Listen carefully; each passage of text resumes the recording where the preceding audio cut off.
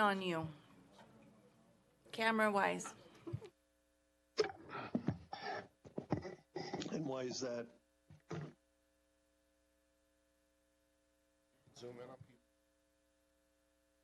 people. Y'all know what I look like.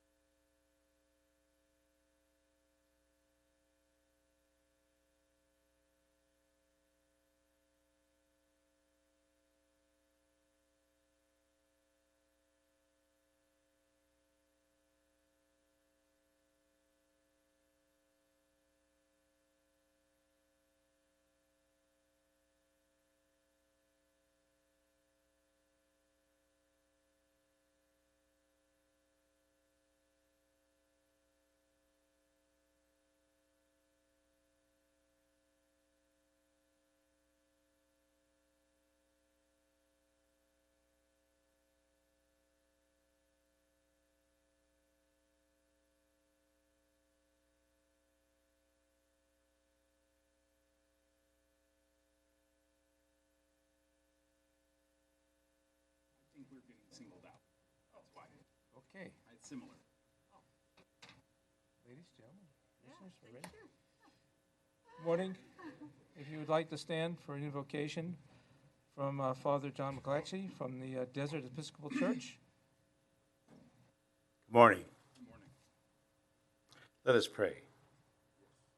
Almighty God, our Heavenly Father, send down upon those who hold office in this state, city, and county the spirit of wisdom, charity, and justice, that with steadfast purpose they may faithfully serve in their offices to promote the well-being of all people through Jesus Christ our Lord.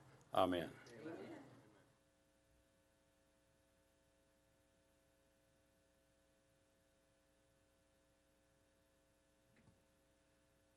I pledge allegiance to the flag of the United States of America and to the republic for which it stands, one nation, under God, indivisible, with liberty and justice for all.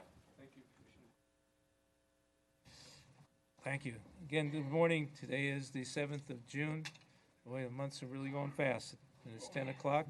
This is the joint meeting of the Nye County Board of County Commissioners, the Nye County Board of Highway Commissions, the Nye County Licensing and Liquor Board, the Nye County Board of Health.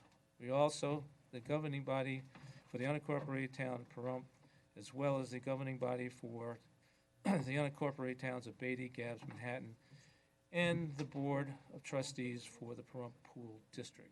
Thank you. So with that, I'm going to open up with the first item, actually the second item, public comment, up to 3 minutes time limit per person.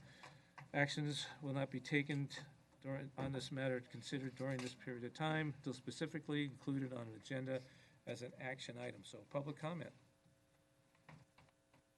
is open.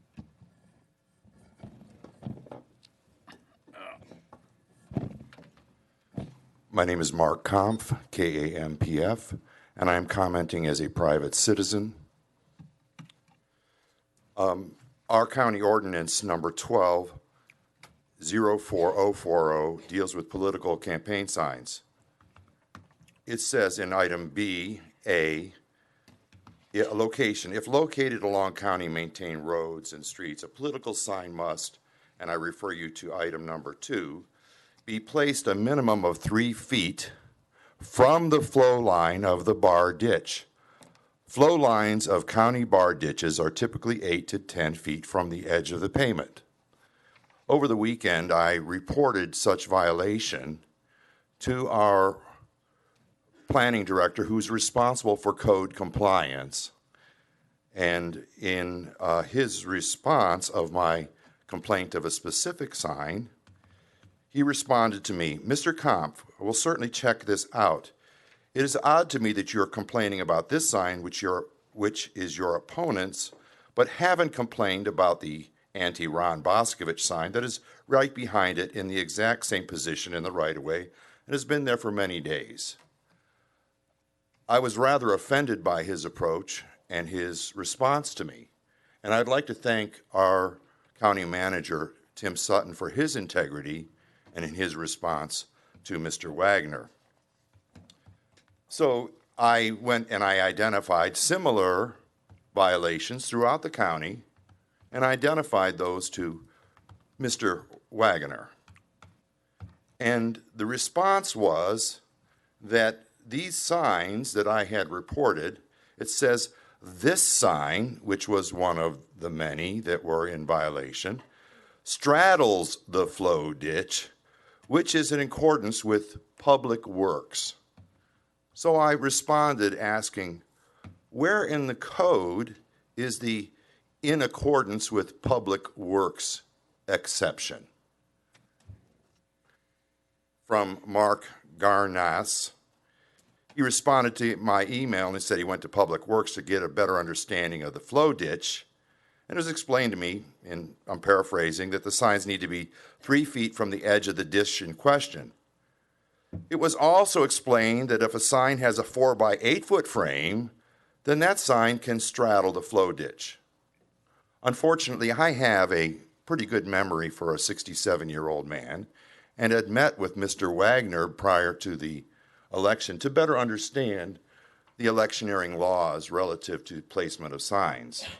And he advised me that the reasoning for the 10-foot distance for signs and for the 3 feet from the flow ditch was so that the county can maintain those right-of-ways.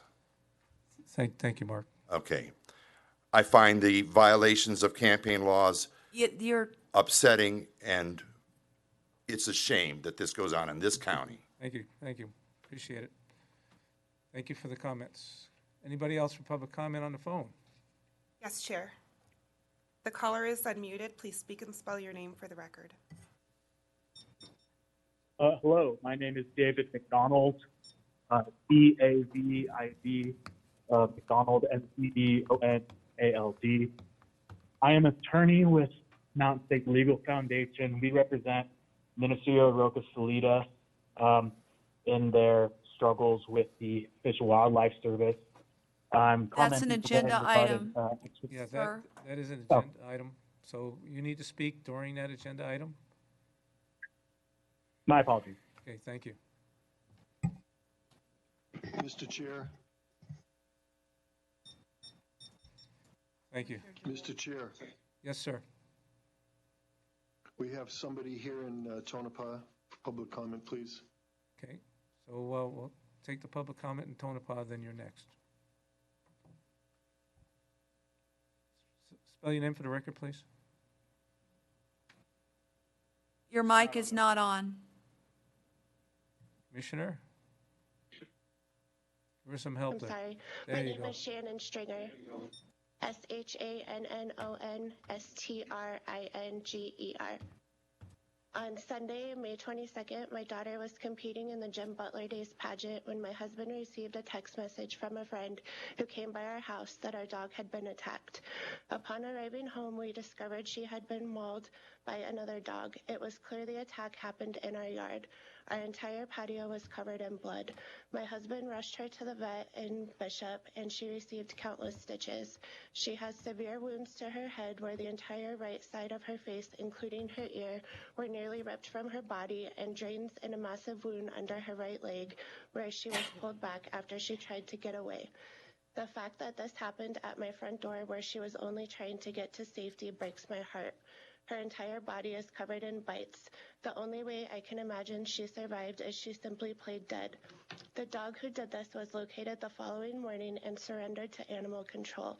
I was contacted by animal control on Tuesday morning and assured that the dog was taken care of and would no longer be a problem. On Wednesday, May 25th, I saw her picture posted on Facebook with a caption that said, "There are some nice dogs at our shelter," indicating she was available for adoption. I immediately placed a call to find out who I could contact, as I was shocked that this was possible. I was under the impression the dog had been euthanized.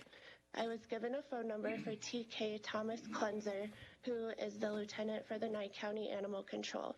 I called him and explained the situation and was told the dog will absolutely not be euthanized. It will be adopted out, and if it's adopted out 10 streets over from me, what difference would it make? This attack was not simply a dog fight where my dog was bitten once or twice and fought back. My dog was mauled in my yard and left for dead. The fact that this could have been my child or anyone else's does not escape me. That same day, I learned that Nye County cannot euthanize any animal because they do not hold a license from the DEA to carry the drug, nor do they have anyone with the credentialing to do so. This is contrary to the information provided on the website that states, animals that pose a danger to people and or other animals are humanely euthanized to prevent harm to the residents of our community.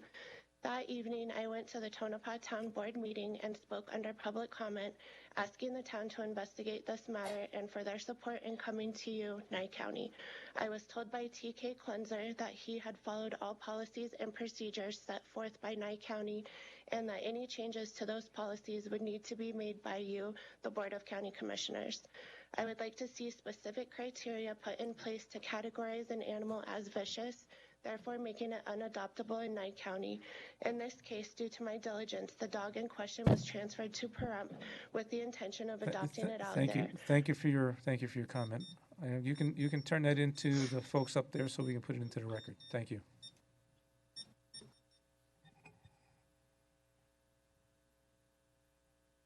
John, go ahead. John Bosta, B-O-S-T-A. The last time I was up at the county courthouse, I noticed the flag was flying at half-mast, and the bottom of the flag was torn and ripped. And when I was in the building, I suggested to one of the 3 officers that were there who seemed to be in charge at the Justice Court that the flag needed to be replaced. And I was told that I needed to contact the veterans to have the flag replaced. And I have not been there since May 26th, but if the flag is still flying tattered, I would hope that the county would replace it with a new flag and see that the old flag is properly disposed of. Thank you. Thank you, John. We'll take a look at that. Gentleman up in Tonopah. Yeah, Mark Gregory, G-R-I-G-O-R-Y, Tonopah Town Board. The issue of Mrs. Stringer's dog was brought to our attention at our last town board meeting, Wednesday, May 25th, under public comment. It was the opinion of the board as well as the public that was present that day that this is not okay. It is very sad to hear what happened to Miss Stringer's dog, but it is very concerning that this animal is being put up for adoption and grouped in with the caption of nice dogs.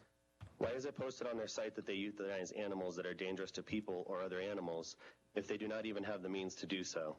This problem was just immediately moved to Pahrump. I also wonder if the person who adopts this animal is given any information on the history of that animal. The new family adopting this animal could be putting their kids or other animals at risk. They could be at risk of being sued if that animal attacks another family's child or pet. We feel this issue needs to be looked into and that any animal responsible for a vicious attack is not just picked up and immediately adopted back out to another unsuspecting victim. Thank you in advance for your consideration on this matter. Thank you, sir. Anybody on the phone? Yes, Chair. The caller is unmuted. Please speak and spell your name for the record. Nicole Walters, W-A-L-T-E-R-S. Good morning. Sorry I could not be there in person today. I figured a 5-year-old would be an interruption to things. I would like people to know about my news channel called No Opinion News so you can form your own opinion. I am only viewer funded and can only be viewed on www.joshwhtv.com/channel/No Opinion News, no spaces. Now time for some news that is not reported by KPVM. Brain Pop is allowing grooming of children, which is an app that is used for children learning. Texas is allowing Drag Your Kids to Pride events, where drag queens dance for children, which is very unsettling. When you are at JoshuTV.com, search for 2000 Mules and What is a Woman. Both can be watched for free and are documentaries that need to be seen. Another video to search for is Conspiracy of Silence, full documentary. And now there is an investigation in Utah into cannibalism. All these attacks on children, we must protect them.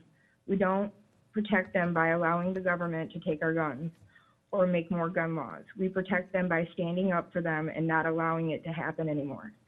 You know, the news makes truth tellers, which I prefer to be called, look bad because they have a paid narrative by whoever's pocket is bigger. One thing you can count on with No Opinion News is that I do this for truth, not for the money. God will reward me in the end for doing his work. Remember, we are stronger together than divided, and together we as a community will make it great. Thank you and have a blessed day. Thank you. Go right ahead, sir. Richard Goldstein, Goldstein. On the 30th of May, DAV held their annual Memorial Day services. I'd like to thank, first of all, Commissioner Carbone and Commissioner Blundo for their attendance. I'd like to thank all the veterans that showed up and non-veterans that showed up. We had a great crowd, and I also want to thank Chief Lewis and the members of the Pahrump Valley Fire Rescue for providing us with Truck 1, Engine 1, and the paramedics to display the flag. Nye County Sheriff's Department for their honor guard, and especially to Deputy Greg Curtin for his rendition of the national anthem, which as always was fantastic. We had a great crowd, and we thank everybody for attending. This past Saturday, we held our annual Veterans Day Appreciation Barbecue. We had a very good crowd. I want to thank Commissioner Carbone and Commissioner Jabor for their attendance. We had a lot of non-veterans show up, and it's great to show their support for our veterans. We had a lot of vendors that provided gifts for our raffle, and we had a really good time. We had a lot of food. We had a lot of food left too, but we just want to thank everybody for their showing of their support for the veterans. They appreciate it very much. Thank you. Thank you, sir. Sam, anybody on the phone? Yes, Chair. The caller is unmuted. Please speak and spell your name for the record. Good morning. This is Tim Bohannon, Bohannon. Coming to you as President of the Standard Brothers Association and announcing that on Monday, June 20th, between 6:30 and 8:30 p.m. at the Nye County Coalition Event Center at 1020 East Wilson Road, we will be doing discussing the fact sheet and the project for the Equine Center.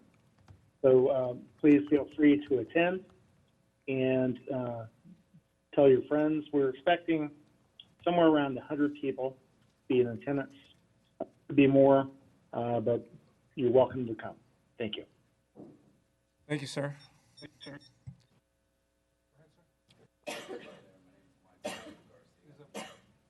Press, push. Hello there, my name is Michael David Garcia. I'd first like to start off by recognizing June as an Elder Abuse Month for all the patriots and all the veterans that have lost their estates unlawfully through probate court. They call it probate rape. I'm on the national platform, Mike G, G Now, Facebook, anybody. You can see what I've been doing for the last 2 years. I've been exposing the corruption in this town, this county, as well as undermining state authority. It offends me that we've got "in God we trust" at the back of our heads. God's trust is useless without the image of God. Call me old-fashioned, but I'm thankful my mother was a woman. Basically, what I'm coming up here for the last 2 years is children. The government's lost 100,000 kids nationwide since 2018 through COVID. Nobody's looking for them. Where's the best interest? Where's God's trust? I am compelled to bring arbitration when it comes to civil asset forfeiture. Thank you for recognizing this is a publicly protected forum. I've been trespassed. I've been branded domestic through our school boards. I was improperly trespassed, and basically censorship is a tool when the lies lose their power. and that's what I've been dealing with. A lot of y'all are probably going to end up going through depositions as far as what you've known and the involvement for the last 2 years. I believe in protecting the state seal. Last 30 years, I know crystal clear what it means to deface, alter, and change the state integrity. Our DA's office prosecutes citizens for felonies when it comes to child abuse and neglect, but yet our officers only have a thick personnel file. They never receive any charges for perjury. There's a long laundry list. If I steal $100,000 from y'all, I should pay back $100,000. But if you work for the government, you only pay back $50,000. And we're going to call that justice. Stay on the mic so we can get you on the record. Yes. I'll be more than glad to sit with anybody. This needs to be on the agenda. Government has no right raping and pillaging natural law. God-given rights, parental rights, First Amendment, 14th. It's an absentee ballot when it comes to the oath of defending. The most important thing about defense is don't jump off sides. And when you're jumping off sides and abusing children and elderly, people need to be held accountable. The Bar Association, attorneys, generals, judges, they're getting ousted left and right. But the problem is there's no deterrent for a politician to lay down with a 2-year-old and have sex with them. That's what we're dealing with, straight up evil. Where is the education in CRT, SEL for a 5-year-old, a stranger? It's uncalled for. It needs to be happening. That's our stand, folks. Nevada's not of the age of no Deo Vindice. I'm here to give my life for it. God-given rights. Thank you, sir. Sam, anybody on the phone? Yes, Chair. The caller is unmuted. Please speak and spell your name for the record. Yes, Amy Nelson, Nelson. Boy, what a year it's been. I'm going to be off of quarantine in 2 days. I've been dealing with COVID, and I'm here to tell you that it is highly contagious, and if you don't get treated within 3 days, you're in serious trouble. I had to find out through experience that you need to do a virtual call with a doctor who can prescribe medication that can get you through it. And for someone my age with my underlying conditions, it was literally life-saving. And again, I want to thank Scott Lewis for helping me through this and reporting what needs to be reported to the right departments and to keep a trail of who was also around me during the time I was initially infected with COVID, so people could be treated accordingly. It's been a heck of a year. And another big disappointment is learning that Lisa Shamley has resigned as judge, and which opens the conversation to who will replace her. I have my own opinions, Frank, and that leaves an open door if that should be you on commissioners. And what's going to happen when Kim Jasperson, bless his heart, has any other issues and is no longer able to be judged. This is going to be an interesting year, and people really do need to pay attention to who they're voting for and to get the right people in office and to make sure that the right people are put into these positions. We don't want the same catastrophes that have happened in the past where a certain judge was appointed because he knew people and people still aren't happy with him. But Lisa Shamley's got big shoes to fill. I don't know if people ever sat in her courtroom, but she really handed out justice, and she's going to be sorely missed. And I appreciate the time to speak, and just be careful. COVID is on the rise. Do your social distancing, do your personal hygiene, and stay safe. Thank you. Thank you, ma'am. Yes, ma'am. Hello, I'm Joyce Barishman, and I'd like to speak a little bit about the animal mauling in Tonopah. Please spell your last name for the record. Barishman. Thank you. Okay. What I'd like to speak about is I see every day on Facebook how animals are being lost from their yards, getting out of fences or non-fenced areas. The dog that was mauled in Tonopah, I really don't have a lot of information about it, but if you didn't have a fence protecting your dog, then another dog could enter your property. And animals are very territorial, and they can maul and they can fight, even it not being a vicious dog, not standing up for what happened. Anyway, I'd like to see the people in Nye County protect their fur babies and not let them roam. It makes me sick every day, and it breaks my heart when I see people looking for lost animals. It isn't right. People need to be responsible. Thank you. Good comments, thank you. On the phone, Sam? No, Chair. Thank you, Sam. And that concludes. Good morning, Commissioners. Samuel Jones, Jones. These are some trying times we're living today. We all have to wake up and use some common sense, which has gone by the way. They're teaching these children to snitch on their parents. They're teaching them critical race theory. It's just unbelievable what they're doing today. And you 5 commissioners, it's your job to see to it that the Constitution is fulfilled. That's what our founding fathers gave to us as a republic. This is a constitutional republic. It's not a democracy, as a lot of people think. It's a constitutional republic. And when you enact laws that are unconstitutional, you're following right down through the Communist Manifesto. So I ask you 5 commissioners, when you start voting on codes, on ordinances, and all of this, throw them in a waste basket, because every one you adopt, you need to get rid of 100. And we got rid of the town board years ago because of the corruption within the town board. And we seen, and you folks adopted what the town board left us with. And you followed through with a lot of the ordinances. You need to recheck all these ordinances and building codes and all this, because nowhere in the Constitution does it say you have to have a license for anything. It says, God-given right, in God we trust. He gave us our rights, not man. And anytime you use a license, that turns a right into a privilege. So think about that, because a lot of yous are up for election, and you've done a fine job so far from what I've seen. I've been here 35 years. It's nice to see a group of commissioners get together and finally do something. So follow the Constitution, and God bless. Thank you. Thank you. Which one of you guys? Okay. Anybody on the phone, Sam?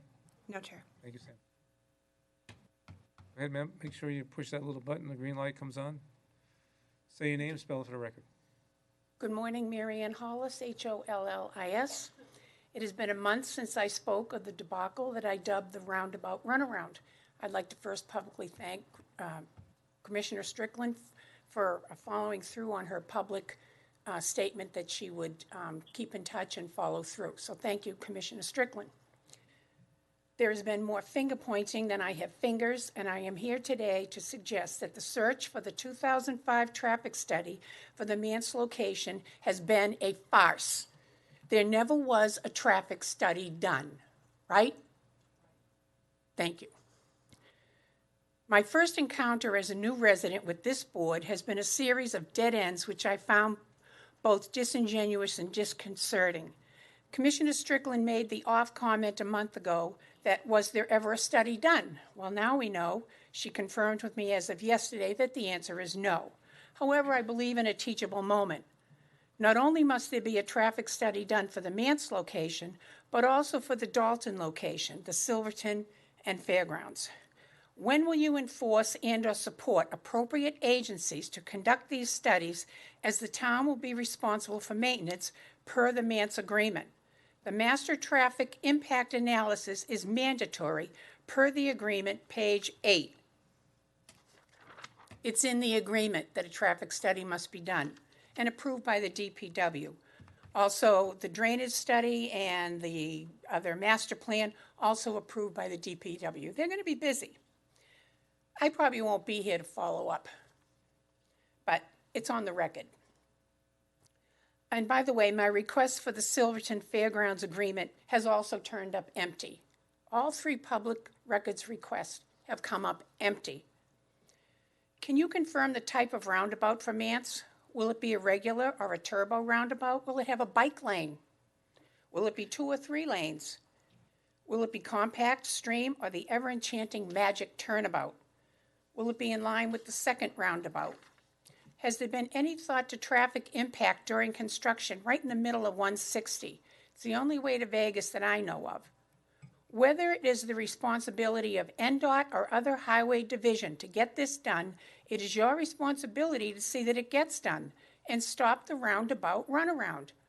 And consider a fire and rescue substation near this location. In closing, be involved beyond the 4 corners of your job description. The traffic study and roundabout are just a small piece of the 3 major projects that will change the face of Pahrump. Don't be a part of the runaround. Thank you. And I'd like to yield my remaining time for a moment of silence for the 21 souls lost in Uvalde, Texas. Thank you. Thank you, Ms. Hollis. Fortunately, we don't do that.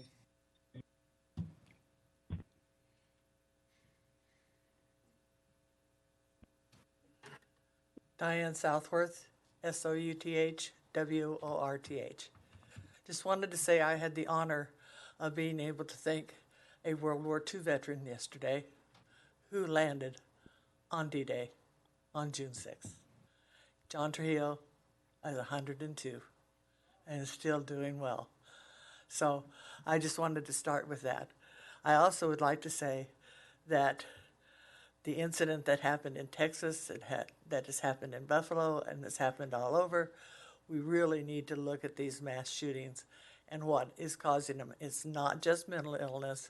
It is the proliferation of guns that have no business being in the hands of 18-year-olds. Sorry, just not there. I think that there should be some regulations. I'm wondering if the regulations that we have on women in some states for their health care were put on these guns, what that would do. Waiting periods, having to get parental permission if you're under 21, et cetera, et cetera, et cetera. We could go on and on. And as far as I am concerned, if your guns are more important than the lives of those children and those teachers, then maybe you're not pro-life. I think maybe we really ought to start taking a look at what's more important, the right to life or the right to own a gun that is only meant for killing. I realize there are people out there that do competition shooting. I think that's fine. I was raised in a gun culture. I grew up in Missouri. Everybody had a gun on the rifle in their gun rack on the car, on the truck. I also was raised by a very conservative Republican family. My mother was so conservative she wouldn't vote for Adlai Stevenson because he was divorced. Okay? So I know about conservatism, and I thought conservatism meant that you were allowed to live your life with as few rules as possible. But there are some rules that are necessary, and we really have to consider them. Thank you. Thank you, Diane. Anybody on the phone? No, Chair. Thank you, Sam. Anybody else in Tonopah? No, thank you, Mr. Chair. Thank you. I'm going to close public comment. Move on to the next item on the agenda, item number 3. Commissioner management comments. This is an item limited to announcements or topics and issues proposed for future workshops and agendas. Commissioner Cox. Nothing at this time, thank you. Mr. Strickland? There were several things that were brought out that I'm sure that we will follow up with. Staff does a great job when we have comments like these, that they are looked into so that we can come back with answers. And so I heard 3, of course, the roundabout studies for both. I also heard a lot about electioneering. And I do believe that we need to this board needs to take another look at our electioneering policies. For instance, is that the election process doesn't start till 10 a.m. every day, but you set up before 5. Seems to be reasonable to be 2 hours, but anyway, and the signs issue, of course. So we've got some work to do. We always do. It's always evolving, and I hope you all realize that. And it's through you that we learn how it needs to evolve. Thank you very much, Chair. Commissioner Jabor, you have something? Thank you, Mr. Chair. I'd like to welcome everybody today and say good morning. And I appreciate the follow-up, especially on the dog issue and the county policies that were explained and that are that are in writing. I'd also like to mention, if Sam Jones is still in the audience, please reiterate I did not snitch on him.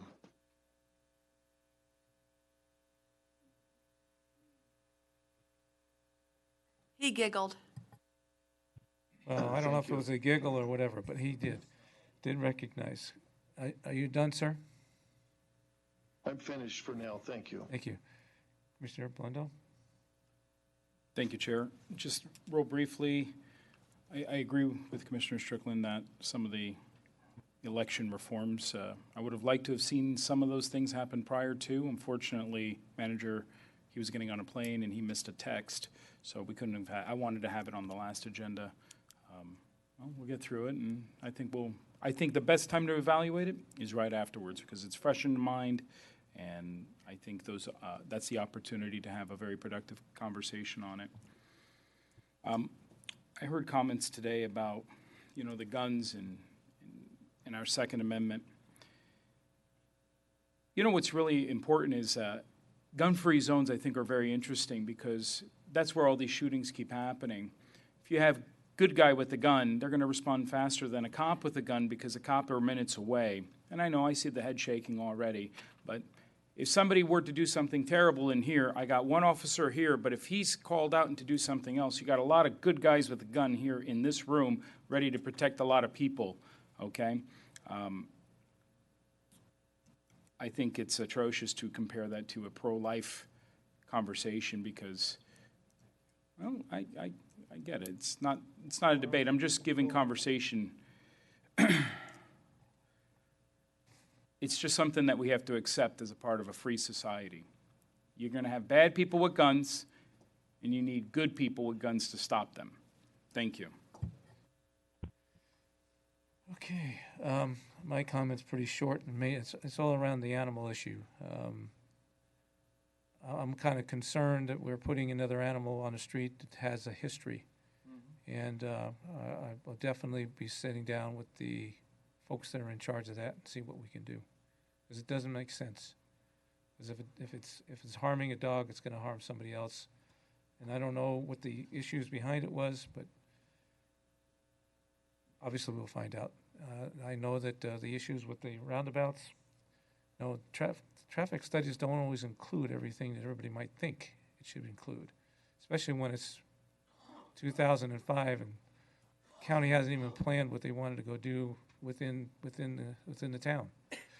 So I'm not going to say that we don't have a job to go do, but I'm saying that certain things don't get done like you might want to think it should be today because we're in 2022 and we're having somebody who wants to throw some roundabouts at us.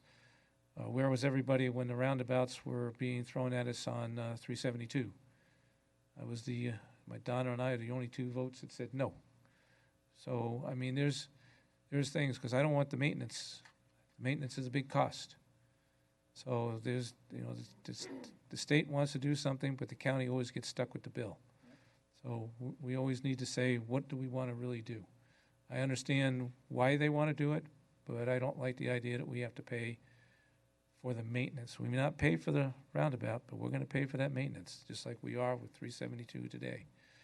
So that's my comment. I'm gonna go ahead and close that, and I'm gonna move on to item number 5, which is, excuse me, number 4. Be my guest, and I'll ask the DA if they have anything either. Thank you for your indulgence, Chair. Scott Lewis, Fire Chief, Town of Pahrump. I wanted to give you a brief status report on the flagpole issue. Immediately after Commissioner Cox's request for information on the flagpoles and signs, we immediately went out, took pictures of the existing flagpoles at the fire stations and the existing signs. We did recognize that Station 3 needed a flagpole. We ordered that flagpole immediately, and in the meantime, just as it was received, an accident occurred in Belmont. The Belmont flagpole was basically destroyed. So we took our flagpole, sent it to Belmont where it was installed. We have ordered 2 flagpoles, one for the new Station 4 on Barney and Bell Vista, and the other one for Station 3. Once we complete the building project at Station 3, we hope to install both at the same time. So I just want to give you a brief update.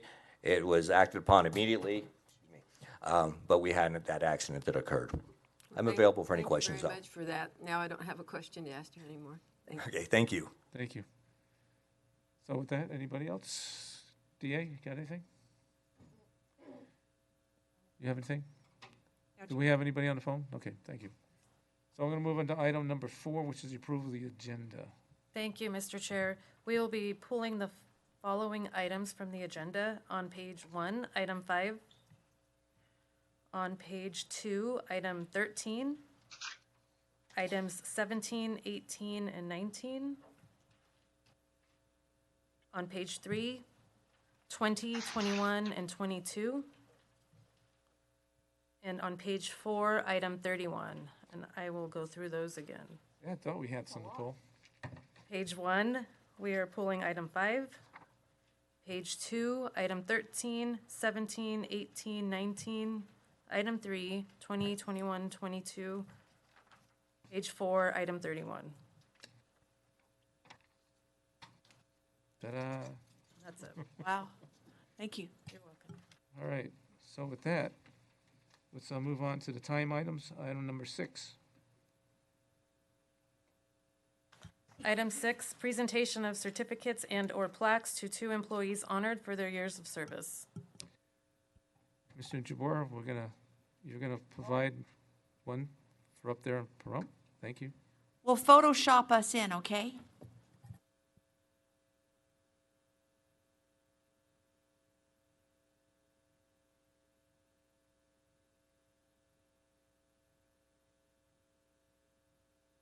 Test, no photoshopping, Commissioner Strickland.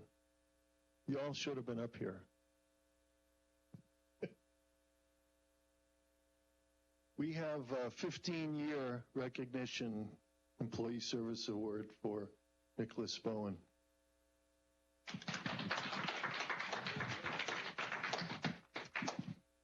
You have a camera? Nick? Nick, I know you don't like to be on the stage, but we like to get a photo of you. 15 years is a long time to dedicate your time and service to the county. We appreciate it. Now, don't break the camera. It's live. Thank you. Thank you, Nick. Thank you, Mr. Chair. Thank you, Commissioner. Appreciate it. We appreciate that 15 years is a long time, but 20 years is a little bit longer. Ms. Dillinger, can you come on up here and take care of this thing? It's too heavy, and I can't hold on to it. But thank you for your time. 20 years. Can you imagine 20 years? Yeah, thank you. And I've known you for too long. But again, thank you.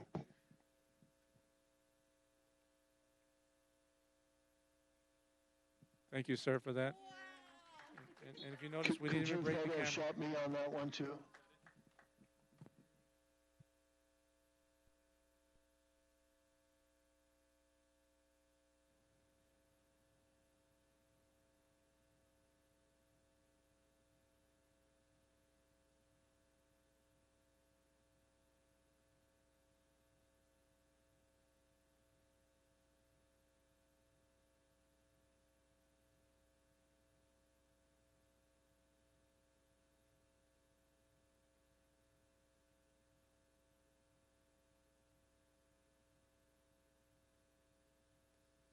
Thank you for that. Okay, item number 7. Another timed item. Item 7, for possible action, public hearing, discussion, and deliberation to adopt, amend, and adopt or reject Nye County Bill number 2022-05, a bill proposing to amend the International and Uniform Building and Construction Codes effective within Nye County as set forth in Nye County Code Chapter 15.16.010 pertaining to the requirements for automatic sprinkler systems in new buildings and structures, and providing for the severability, constitutionality, and effective date thereof, and other matters properly relating thereto. So I'm going to open up the public hearing, and I'm going to go to the public comments section. So go to it. John Bosta, BOSTA. The town of Amargosa Valley is a local jurisdiction underneath the Nevada Constitution, Article 8, Section 8, municipalities, corporations formed underneath the general laws. We are a local jurisdiction, the same as the county. The county comprehensive plan defers to the town of Amargosa on the items because we have a town area plan. The item that is before you has not been brought to the town of Amargosa for our consideration. Mr. Wagner came to our last town meeting and he brought forth the item about the general building permits on the 2022-04. He agreed that he had to amend that plan and it would be brought the 22nd or a later date. And he guaranteed the town that we would review that ordinance before it was brought to this board. At the public hearing, when the time set and date, I stood here and pointed out that because we have a population greater than 45,000, the county comprehensive plan must be brought forward. It is a shall, and before you can do any other ordinances, you have to do that comprehensive plan for the county. Mr. Wagner said that the Pahrump Regional Planning District would be updated and then the county plan would be brought at a later date. You have the cart before the horse. Before you can adopt this plan, you must bring it to the town of Amargosa for our approval, and that has not been done. And I think that when Mr. Wagner was at our town board, he said nothing about this Ordinance 5. He only spoke about Ordinance 4. He guaranteed the town that he had to rewrite the Ordinance 4 and he would bring it to the town for our approval before it brought to the board. And I think that you need to table this item today and have Mr. Wagner bring it forth to the town of Amargosa to see if the town board approves what you are doing. Thank you. Thank you for your comment.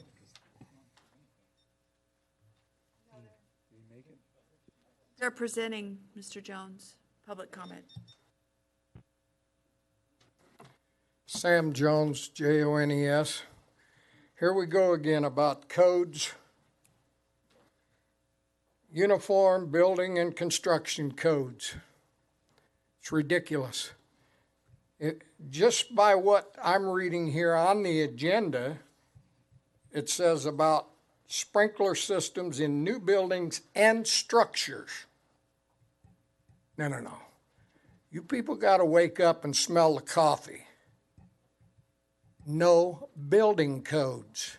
You know, if you want to do it for a public building like this, no problem. But you can't tell the people how to build their houses, their garages, to set a container on their property, to put a dog house on their property. You better wake up and smell the coffee. Now, if you don't reject this nonsense, then none of you will ever have my vote. I'm telling you, this is ridiculous. Thank you for your comment. Sir?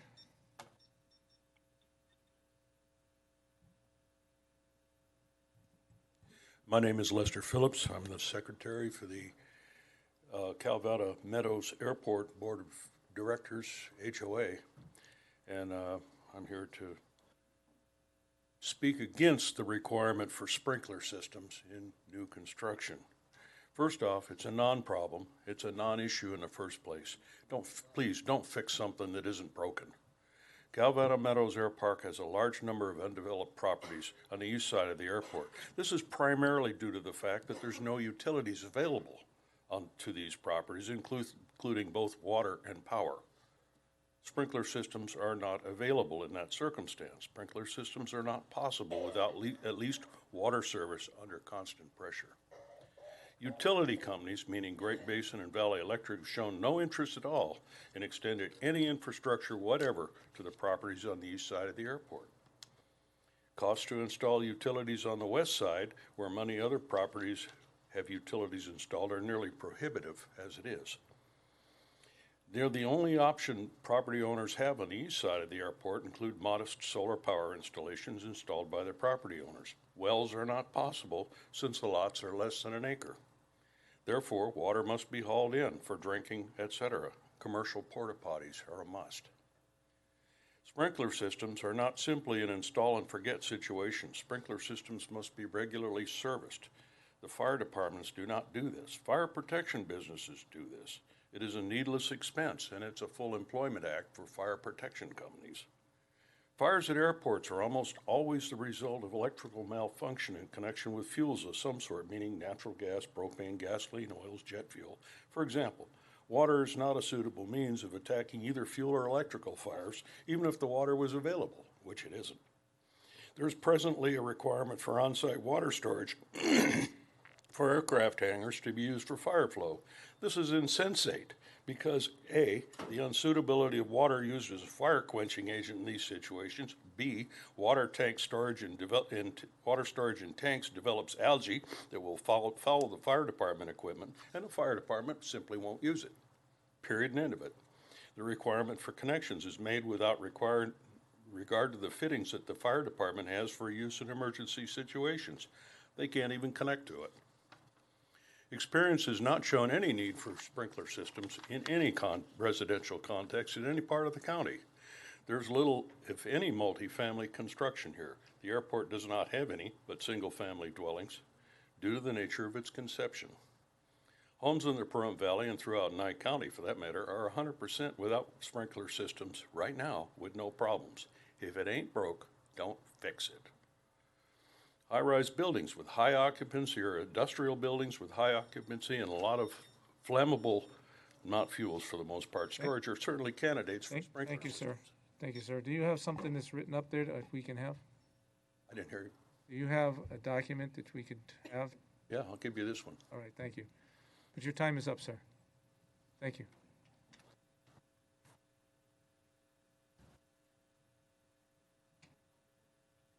Anybody up in Tonopah?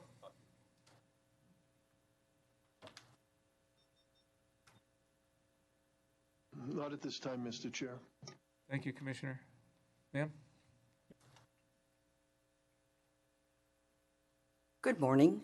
My name is Jeannie King, Jeannie, last name King, King. I'm sad that we took item 13 off of the agenda about the solar farm. Did you take that off the agenda? No, it's going to be moved to the next meeting. So I cannot comment, point of clarification, on an item that is not on the agenda today? You can talk about solar if you wish.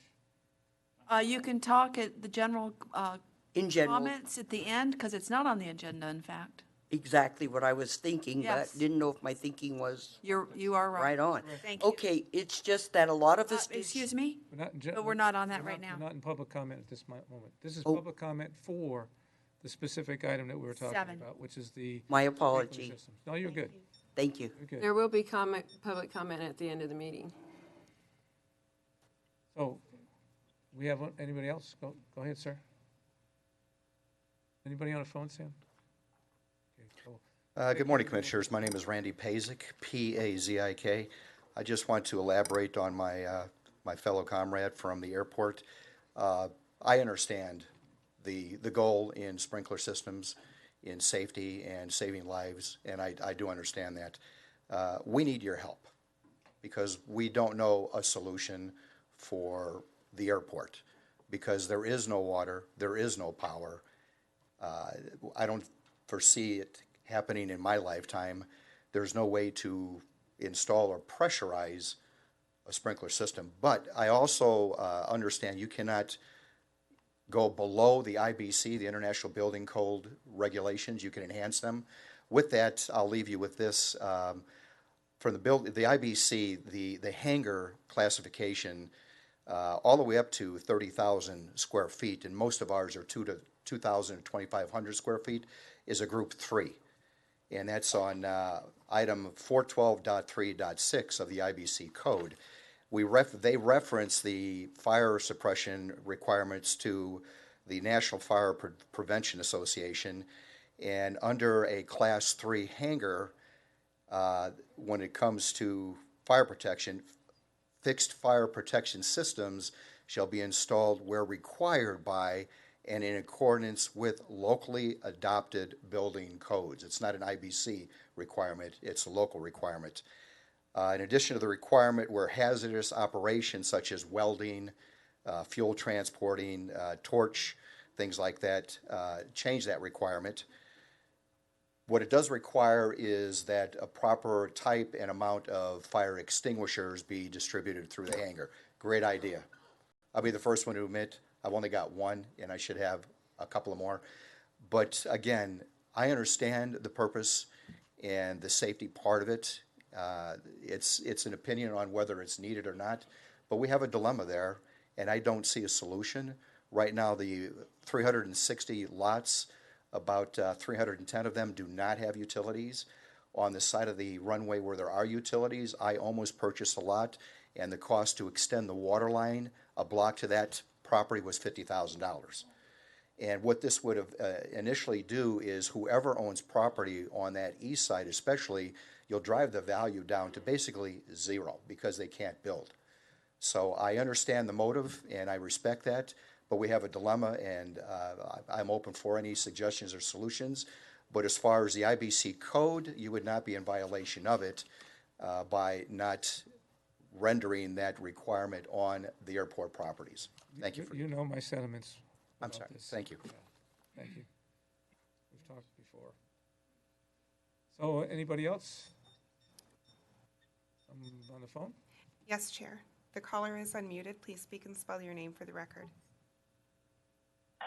Hi, Tim Bohannon, Bohannon. While sprinkler systems and the like are very important, especially in some of the new structures that we're looking at, and most likely we'll have in this.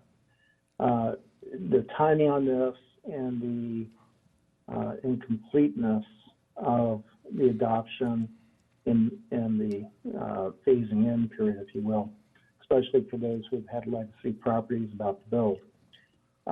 It seems like there needs to be a little bit more thought given to it in the timing and what to do. I appreciate Mr. Jones's comments about the Constitution, but I also believe that we need some safety mechanisms too, especially in potential issues. What I haven't heard is if there's a reason why this is being brought today and there was increased fire hazards and things of that nature. And I know I've seen a lot of fires on KPVM TV from some of the coverage with Scott giving interviews, but is it heightened or is it lessened? What's our condition? Thank you. Thank you, sir. So with that, I'm going to close the public comment portion of the public hearing. Good morning, Commissioners. Brett Wagner, W-A-G-G-O-N-E-R, Director of Planning. Also oversee the Building Department. So from all the public comment I've heard today, there's a complete misconception of what is before you. This is actually lessening the restrictions when it comes to commercial type buildings. And where we had in the code originally that no matter what the occupancy was going to be of a building, if you exceeded 5,000 square feet, you are required to do fire suppression. What this does is actually amend that section when it comes to commercial building to where it's based on the occupancy and the fire code or IFC or IBC requirements based off of what's going to be in the building, what the building's being used for, the construction type of the building. So this actually is relaxing that portion of the code. It is not making it more restrictive. And that's the other misconception I do think. I did hear one of the public commenters hit on it. The fire code, the 2018 fire code, is actually adopted by the state. We have no choice but to abide by that fire code. And he is right, we can make it more restrictive, but we can't make it less restrictive. But what we're doing here is not making the 2018 less restrictive, we're just going by the 2018 IFC and IBC code. To where if, based on the occupancy, based on the contents being stored in the building, based on the construction type of the building, that is what will determine whether or not you're going to be required to do fire suppression. And when it comes to the airport, I mean, that's concerning for everybody. They are right. There is a huge lack of infrastructure out there. And actually, building code itself requires fire protection for any type of structure whatsoever. Where our code requires fire suppression systems in residential homes over 5,000 square feet, which isn't something we typically see out here unless it's out at the racetrack. But you're still supposed to have a fire hydrant within a certain amount of distance before you even start constructing that building. And that's something we've tried to work with, obviously, and the fire department has tried to accommodate. They've got tanker trucks that respond to every fire because we have such a lack of infrastructure around town. But what this actually does is actually helps with the commercial development, that's not an expense they're just going to automatically have to incur if they're over 5,000 square feet. And if you use Arms Corps as a good example, you go up there and you've got 7, 8 buildings now that are 4,999 square feet, avoiding the 5,000 square foot trigger. I'm sure they would have rather built one big 50,000 square foot building or, 25,000 square foot building if they didn't have to do fire suppression because the code doesn't require it, which by adopting this, it might not. It's again based on what the occupancy and what's going to be in that building. So I also brought Ron Greider with me just because he's more of a code aficionado, if you have any more specific questions. Well, if he wants to speak, he's going to have to spell his name and say it on the record. Ron Greider, my RONALDGRIDER. And what Brett had alluded to was years ago, as part of the Southern Nevada chapter that we participate in, that goes from Mesquite to Boulder out to here, the code that was adopted by the Southern Nevada chapter, which was before my time, restricted those elements to 5,000. So we, as Brett had come to me and said, hey, can we go to the fire code? I'm like, well, most everywhere else, it's just the fire code. So in what we're doing today or trying to do today will become less restrictive than it is today and only abide by that which is adopted by the state fire marshal. So saying that, and you're saying less restrictive, you're saying it depends on what the building is supposed to be. Who's making that determination? The fire code itself. So when let's just say, and I'm going, since I don't have the code in front of me, I'm going to just fictitiously choose something, okay? So if we have a building that currently, if it's over 5,000 square feet, it's going to have to be sprinklered. But if you look at the code and it falls into a certain type of construction and occupancy and occupant load, it may not have to sprinkler until it's 12,000 square feet per the fire code itself, not per our current restrictions. So it would be a lessening of the code as we have it today. Right now, it's very restrictive, 5,000, period, no matter what your occupancy is, no matter what your type of construction is. But going forward, if it's adopted, we would have the opportunity to have a larger building, more capacity, and still not have to sprinkler. So, Chair, I'm sorry. I should have made a disclosure that I'm a building contractor and I have no pecuniary interest in this particular item. Thank you. a little bit late, but yeah, thank you. She's fine. Okay, but hang on a second. Yeah, of course. We have put water towers all over this town, including the airport, knowing that we've been fighting those water towers for years. And the fire marshal keeps pushing back and says, too bad, you got to put them in. If you don't, we're going to come down there and cause you a lot of trouble. So do we get a chance to pull some of those items when we go back and look at the construction of these buildings and say, gee, why do we have these water towers there for fire protection? No, well, so the state fire marshal has adopted the fire code. In the fire code, it says every building shall have a water supply. That's either a hydrant or a rural water supply, which would be a tank or some other approved method of fighting a fire. Well, we've had conversation with those individuals that you're talking about, the fire marshal and company, and we proposed how we are going to protect ourselves.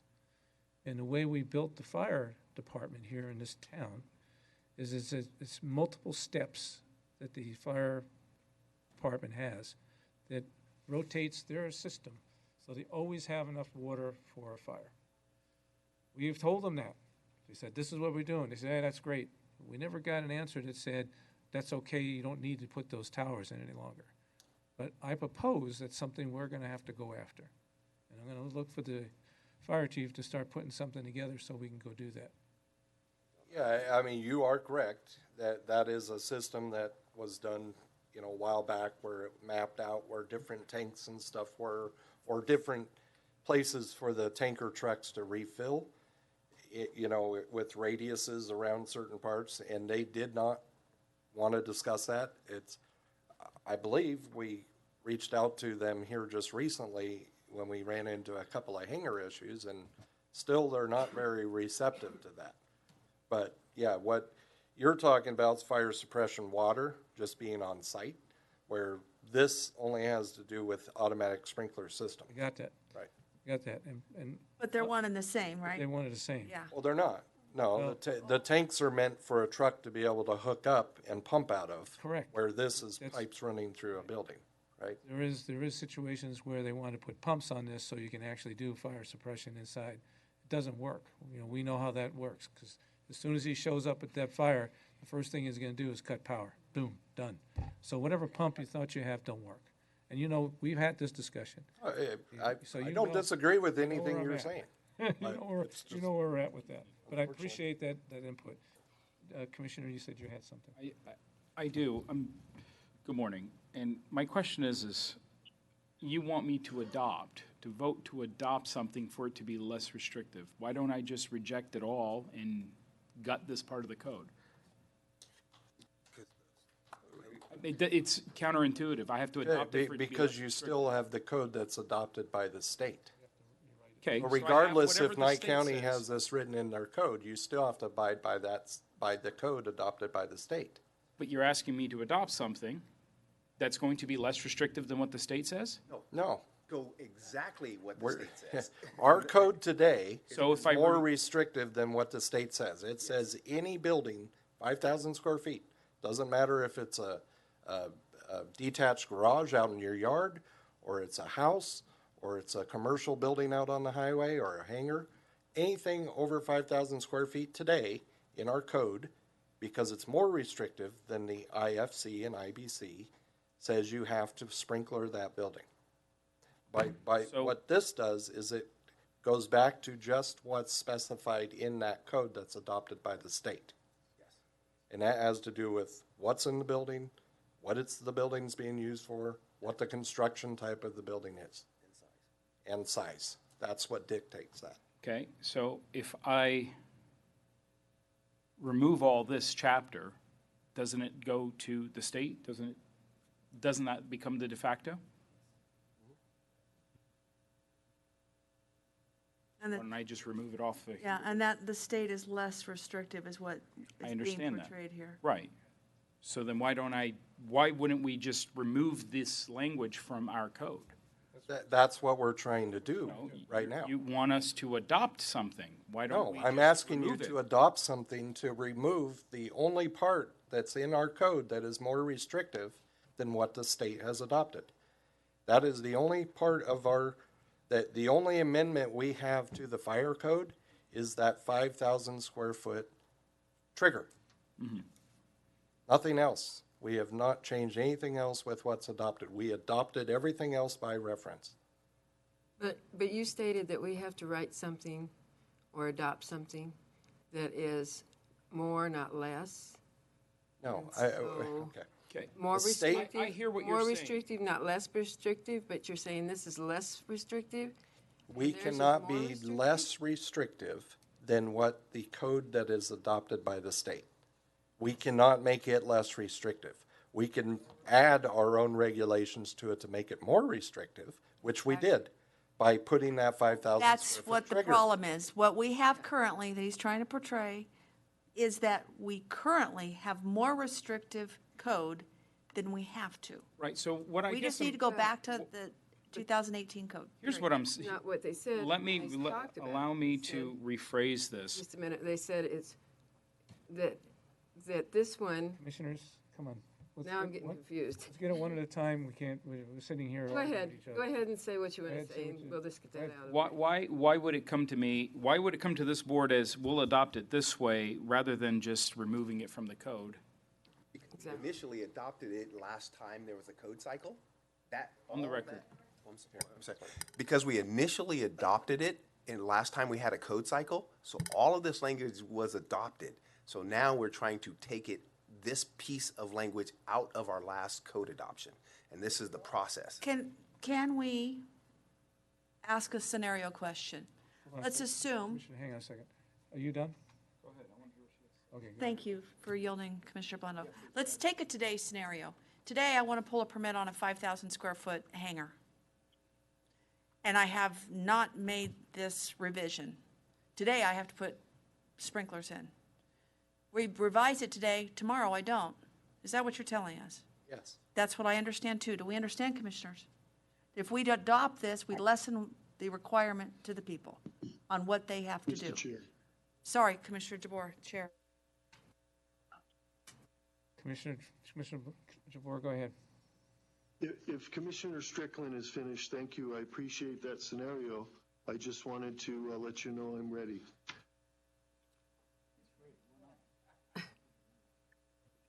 I'm ready to speak. Yes, So I a yelled, couple of thank you. questions.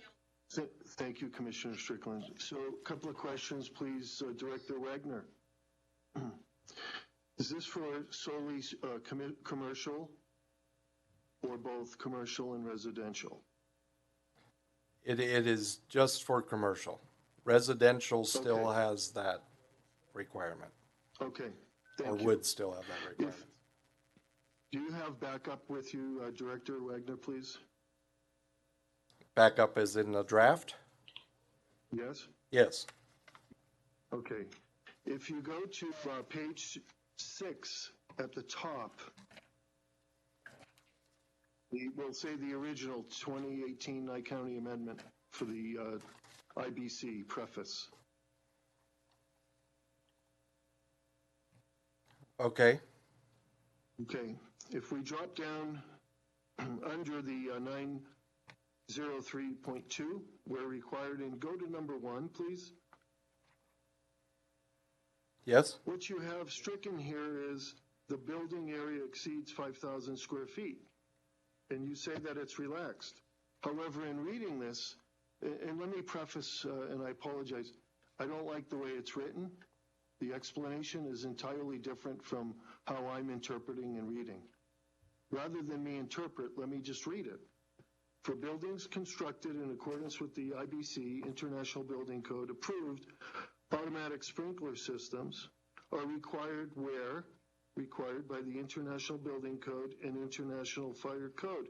If by striking this building area exceeding 5,000 square feet, that tells me it's carte blanche. It means every building, regardless of the square footage. Can I respond to that? That's how I'm interpreted, Director. Let me go to number 2. You said it's for commercial.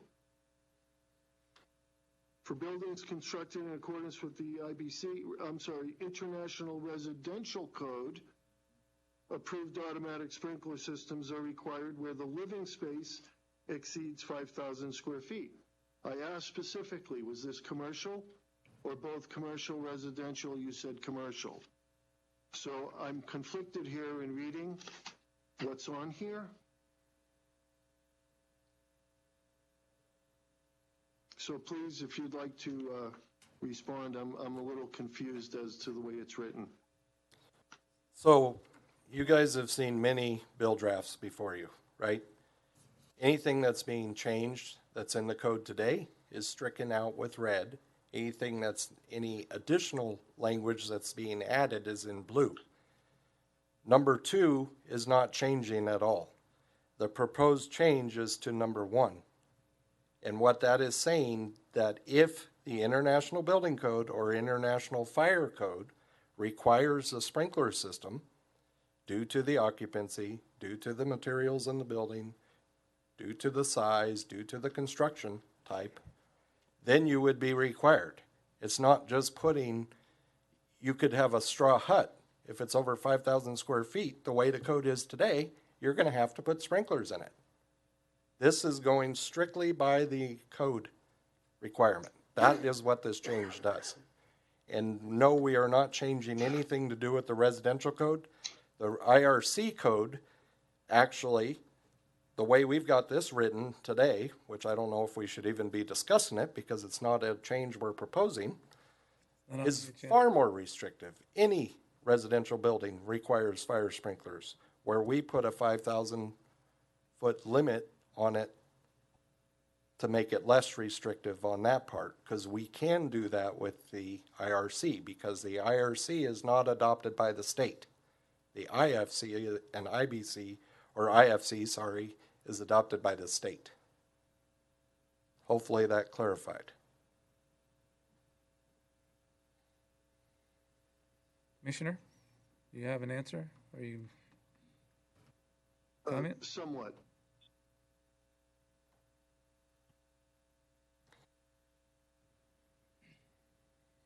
I'd like to hear more, Mr. Chair, from the other commissioners, please. Commissioner Blundo, go ahead. Thank you, Mr. Chair.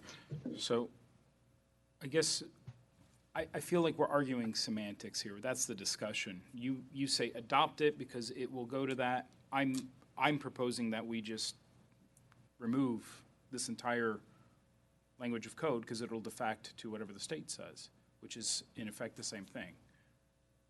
But that's what you're doing. That's where I guess I'm confused. And I'm honestly Well, it's a confused. philosophical thing. I don't want to make more laws when I can just remove it. If it's mute, then it goes to the state. And Well, that isn't the bill that's being proposed to you that we're even discussing today. That would be a completely different thing, right? What? Removing this section of the code. I can make a motion to amend. Okay, so are you looking And for, remove excuse all of me, it. Commissioner Blundo? When you look at the title of the bill, are you suggesting that it, instead of it reading a bill proposing to amend, it should say a bill proposing to remove? Well, you can't remove because that's not on the agenda, but I can amend it to have 0 You left. can amend, you can No, amend right. in any way, No, fashion you see. No, you can't. Unfortunately, you don't have the wording. You don't have the wording there to do that, so. So I guess I'm gonna make a comment. You guys may not like it, but I'm gonna go back to where we had a public commenter. that said that we were supposed to go back to an organization, which is the town board of Amargosa, and they were going to review this with them.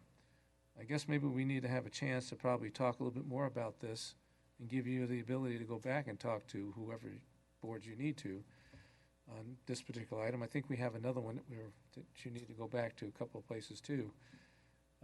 I would rather move this thing to another date than to sit here and try to figure out how to specifically word it.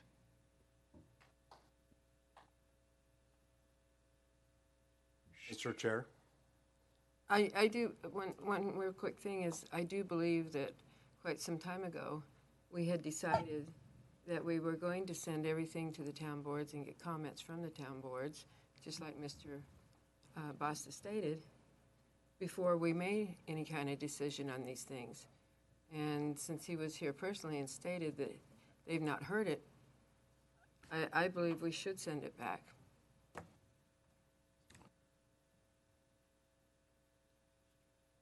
How much? They're all entitled. How much time do you think?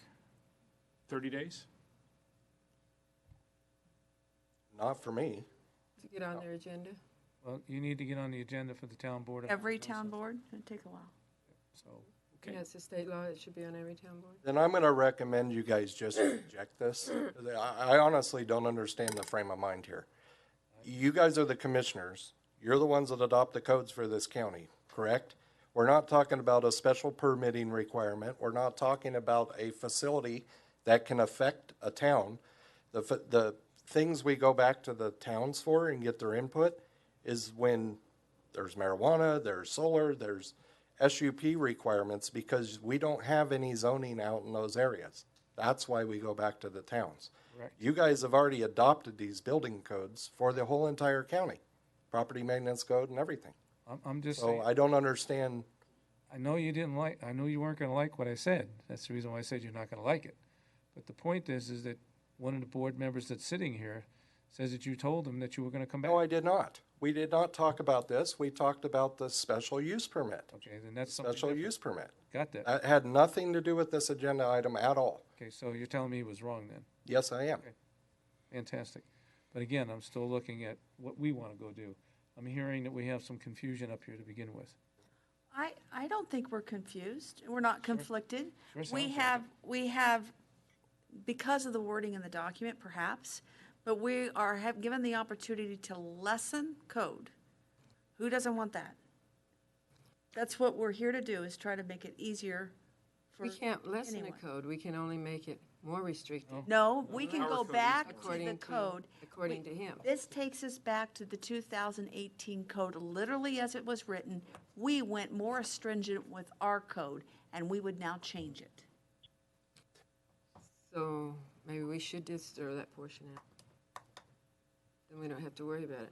It just doesn't comprehend to me. I have to adopt something for it to be less restrictive. Then just strike the whole thing and get rid of it. Yeah. Then there wouldn't be an argument about it.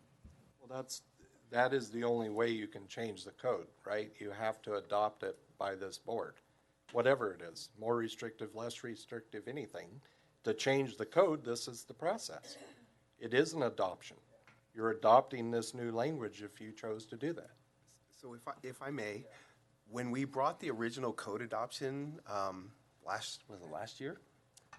Year Yeah, before last? Year before last, even as you read the whole code adoption, there's things that are added, but you'll see language that deletes items. And that is the process we're trying to go through right now. But I do want to say this, that if we don't do anything, and any citizen who wants to build something tomorrow, that's, let's say, 5,050 square feet, they're going to have to sprinkler it. And they may not even had we changed this code. So if it takes another 3 months or 6 months, any building that happens in between that time, they're going to be required to sprinkler their building per this code.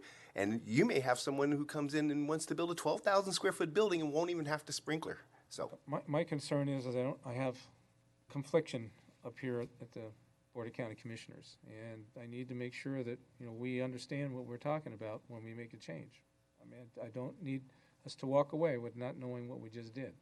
I understand what you're trying to do, because I want to simplify it as well. I want to get rid of that 5,000 square foot issue, because I believe this causes nothing but discomfort within the county.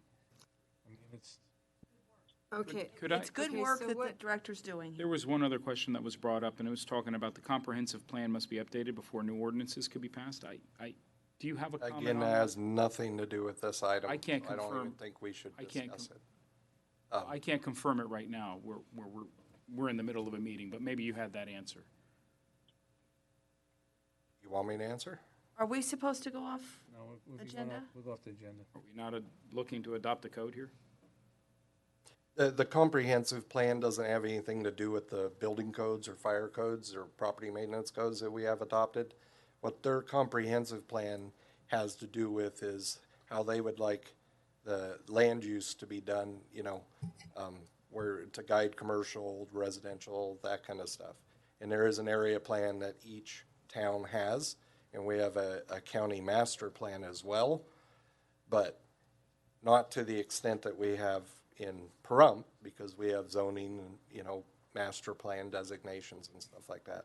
So what Mr. Bosta is referring to is we do have a county master plan that kind of is a culmination of all those different comprehensive plans, which is due to be updated. But we are currently in the process of trying to update the 2014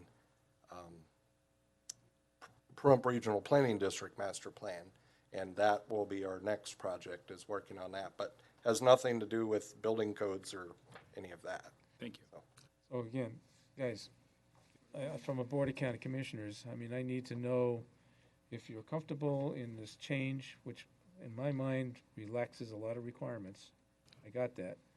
I mean, this is something that I've been hoping for a long time, just relaxes the process.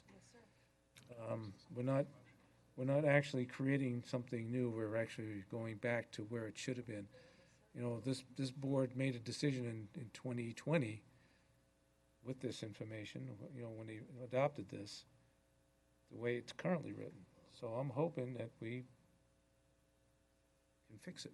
Well, I have And a couple of questions, if you don't mind. Commissioner Fox? You say it doesn't apply to residential, so explain this to me. 903.2, where required, approved automatic sprinkler systems in new buildings and structures shall be provided throughout all buildings and structures regardless of the occupancy type, and including buildings and structures in accordance with the international, and then you're taking out residential and you're putting international building code, so you're removing residential from that, but then you're adding and international residential code, which meet one of the following requirements, and additionally, in the locations described in this section of 903.2.1 through 903.2.12. So you are changing residential No. items there. No, And what you're that, stating structures. And another question is, what's your definition of structures? And one other one would be that you've approved the automatic sprinkler systems required, where required, by International Building Code and International Fire Code, and you're substituting that in excess of the 5,000 square foot buildings. So what exactly does the International Building Code and International Fire Code say in place of the 5,000 square foot buildings? that's all dependent, again, on the type of construction, occupancy, materials, size. That's how it's defined in the building code, and structures itself is defined in the building code, which every other part of the building code, fire code, we just adopt by reference, okay? The 903.2 section, that first paragraph you're reading, is just the heading for this section. This section does still include residential code or residential sprinkler requirement, but we're not changing anything about that. All we're doing is trying to lessen the requirement for the commercial stuff. So you're Because telling me that if you if have a we're- larger house, you're still gonna have to put a sprinkler system? in If a you're larger over house? 5,000 square feet, if we were to remove that section, out right now, an 80 square foot house would require sprinklers, because that is what the International Residential Code says. So back when this was adopted, that 5,000 number, and just so you guys know, for some of you, I know Frank, you've been around, and Deborah as a contractor, this language that we're trying to adopt here has moved forward through 3 code cycles. The same exact language, the 5,000 square foot trigger. So what we're doing, because one of the biggest things we get, especially when it comes to commercial, because of the lack of infrastructure, that a well will not support a sprinkler system. And honestly, if you're doing our one-stop shop building out here, for instance, it's an office building. Its occupancy isn't even high enough to require sprinklers. We chose to do it because there was stuff in there.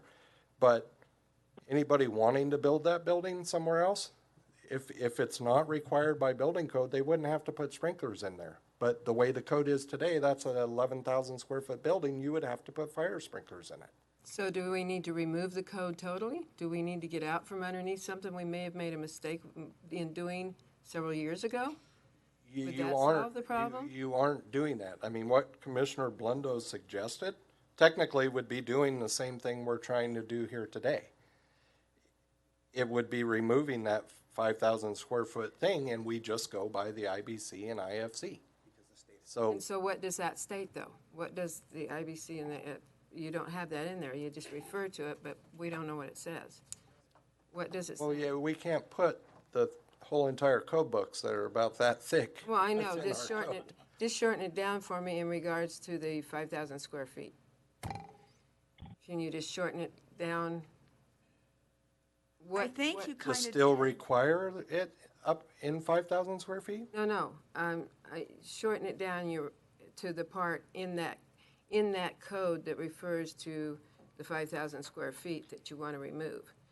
There What is isn't. there in place of it? There isn't anything in the fire code or the IBC that has a 5,000 square foot trigger.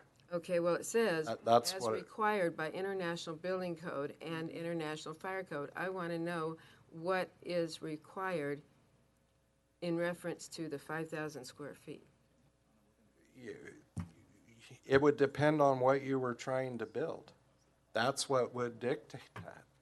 Well, we had a gentleman up here that kind of clarified that when it came to the air with the hangars.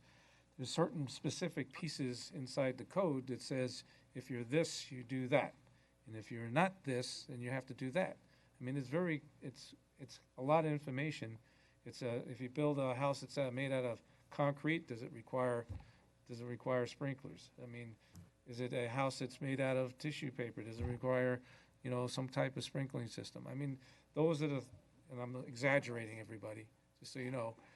So that's kind of where they're going with, what does the code say? They're specifically telling you, does it have furniture in it? And that's the only thing you're selling.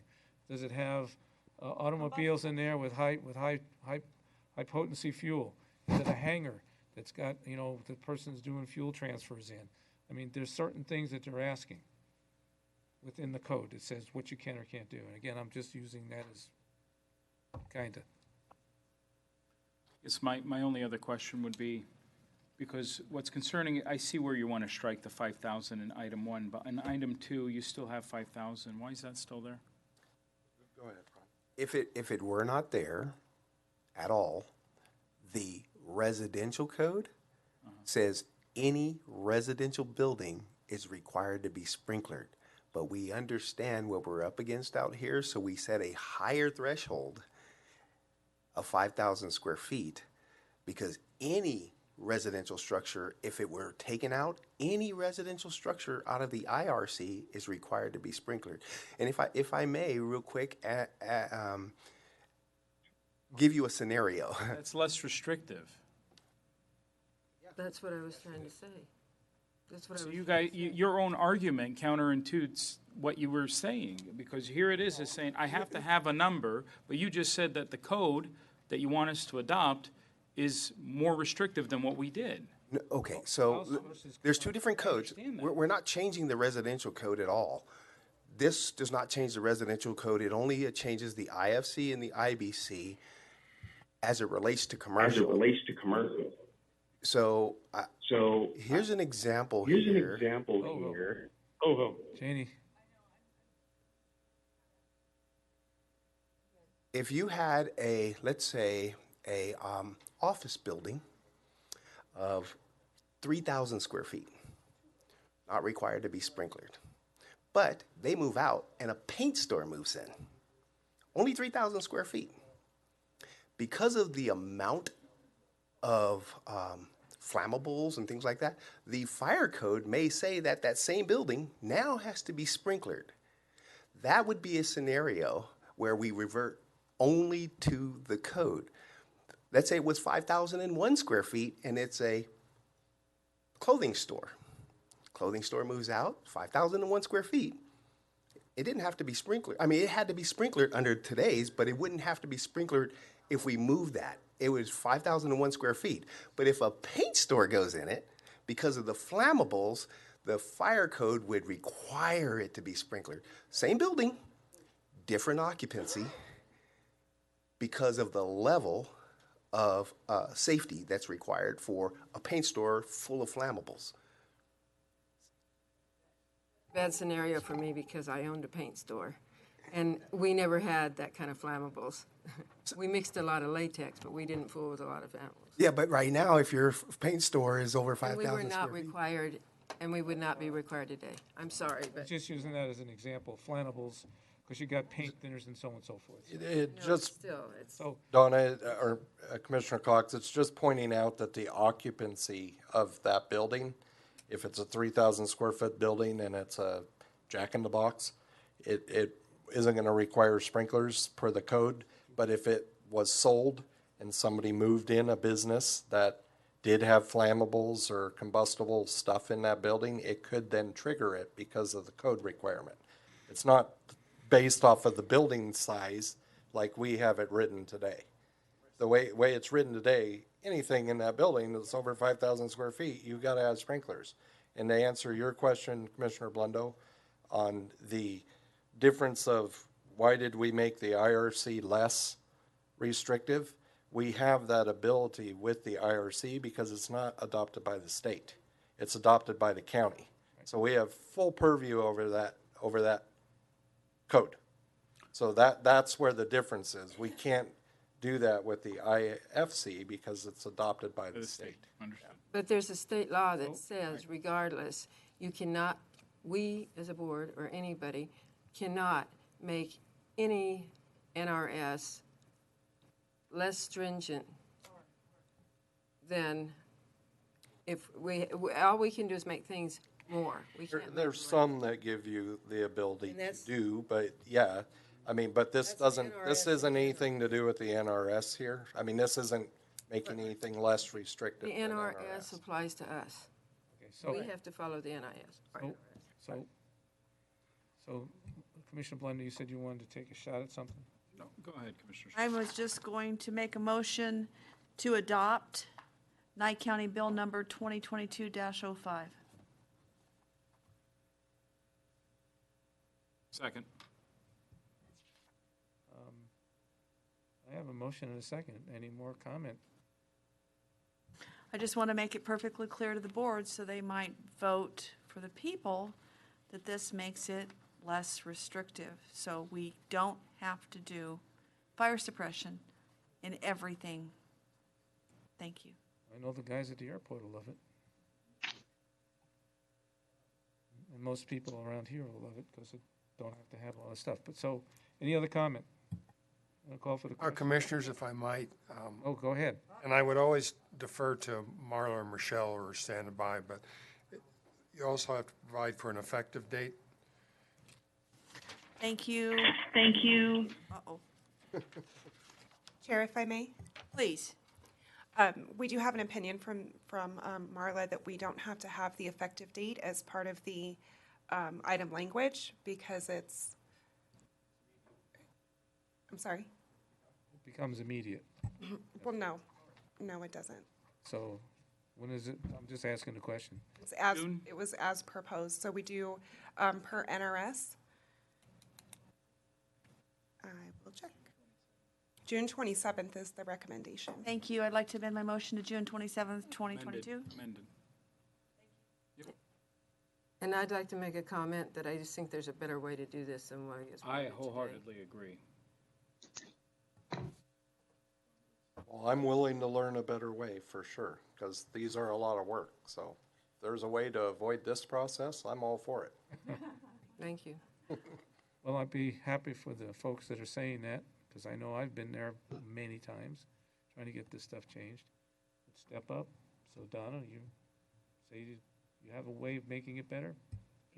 I said I think that it's got, yeah, we need to make it, So let's discuss it then. okay, Not here during this. okay. So I have a motion, I have a second, I'm gonna call for the question. Aye. Aye. Nay. Jabor's aye.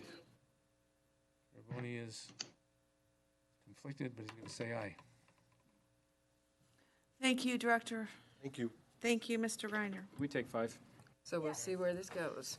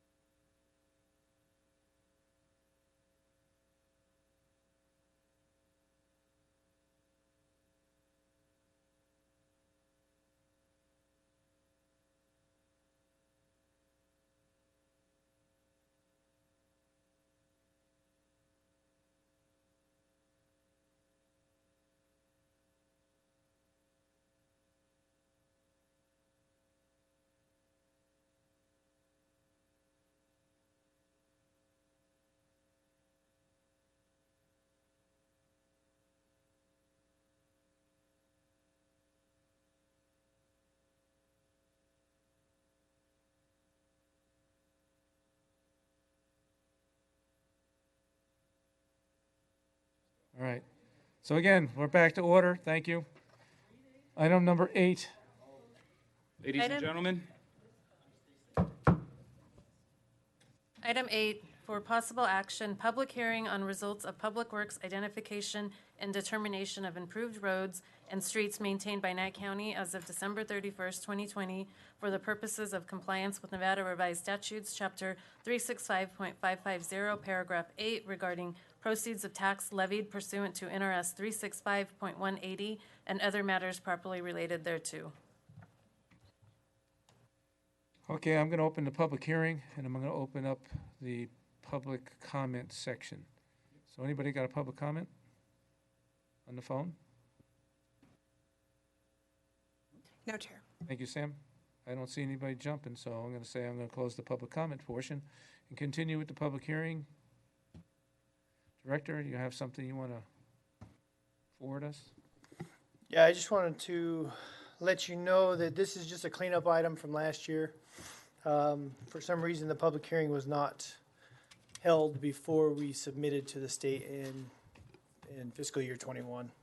So that's all. This is just a cleanup item for last year. Okay, with that, I got public comments. I've already done public comment. Commissioners, you have any questions? Commissioner Jabor? No question, Mr. Chair. So, commissioners? Nothing, sir. Yeah, just, All right, well, let's get a motion and. there's no motion. It's a public hearing. This is results of Possible public works action. identification. Public action. Not an action item in Well, It estimation. is, Mr. DA? It does say for possible action, but it just said public hearing on results of the public works identification determination of roads. public, it says it's a public, it's possible action for a public hearing. and- Motion to accept. Second. That's what I was about to do. Thank you. You guys are making it difficult and shouldn't be. Okay, so I got a motion and a second. I'm gonna call for the question. Aye. Aye. Jabor's aye. Aye. Thank you. Yes, aye. Get this thing rolling. Number 9. Item 9, for possible action, public hearing, discussion, and deliberation to issue an outdoor festival license to Round Mountain Gold, Kinross, for the Kinross 4th of July Community Picnic to be held July 4th, 2022 at Unite Park, Hadley, Round Mountain, Nevada. So with that, I'm gonna open the public hearing and I'm gonna open up the public comment. Any public comment? Hi, good morning. Samantha Fonga, F-A-G-A. So I'm representing Round Mountain Gold. And it's actually at the White Park in Hadley in Round Mountain, Nevada. And so Round Mountain Gold wants to do their annual picnic like we've done for the past, 10, 15 years. The scope and the parameters of the picnic will be similar to past years, as well as the expected guests and attendees. So it's open to our employees, the local community, and neighboring communities to all come and take part in the festivities. Great. Thank you very much. So I'm gonna close the public hearing because I don't see anything significantly happening here. Do I have a Motion to approve. Second. motion and I have a second? Do I have any more questions? I don't see any. I'm gonna call for the question. Aye. Aye. Everyone is Jabor's aye? aye. That's 5-0. Thank you, Commissioner. Item number 10. Item 10, for possible action, discussion and deliberation regarding general road report by Public Works Director on general road maintenance, gravel road maintenance, asphalt patching, weed mowing, and direction regarding public work projects. Director, got anything you want to say to us? Speak now or forever hold your peace. Good morning again. All right, let's start off. In the last 30 days, we have had 35 online requests. In this same time last year, we had 17. So we're going in the wrong direction. However, if you look at what the requests are, it's to be expected. So as we start cleaning up different items and get back into pothole patching and stuff in the season, then those requests will go down. A lot of them are potholes. So let's start with maintenance. Maintenance in Tonopah. We are waiting for material for the Belmont Road so that we can start the overlay of that roadway. Dirt patching and pothole repair. The dirt patcher went back up to Tonopah today actually. They're on its way back up there. General gravel road maintenance throughout the north. Other than that, hitting all the awesome 2,500 miles of gravel roads we have. In the central, we are doing the final parts of the grading on Farm Road, and after that, we will get back to the general maintenance, both in Beatty Inn and Amargosa. Pothole patching, gravel road maintenance, and we'll continue until we start the work on the Spring Meadows Road, the right-of-way that we accepted in the last meeting. In the Southern District for maintenance, we are doing tree trimming, crack sealing, flood repair, all that stuff's ongoing and will continue to be ongoing. Pothole patching using Durapatcher. Now that we are able to get Durapatch oil, we are starting to do the Durapatching. Street sweepers, we actually rented a couple street sweepers because ours is still down and we still haven't received our 2 new ones yet. However, we did get a report that we should be getting them in a couple weeks, so then we'll have our 2 new ones. Moving on to projects. In the north, in Tonopah, they have finished crack sealing all of the streets and stuff, and I believe the roads are ready now for the chip seal program when we are able to get up there and get that done. The Tonopah complex, we have finished all the crack sealing in the parking lot in the Tonopah complex, and we have sent out for quotes to do a slurry seal on that parking lot to finish up that project.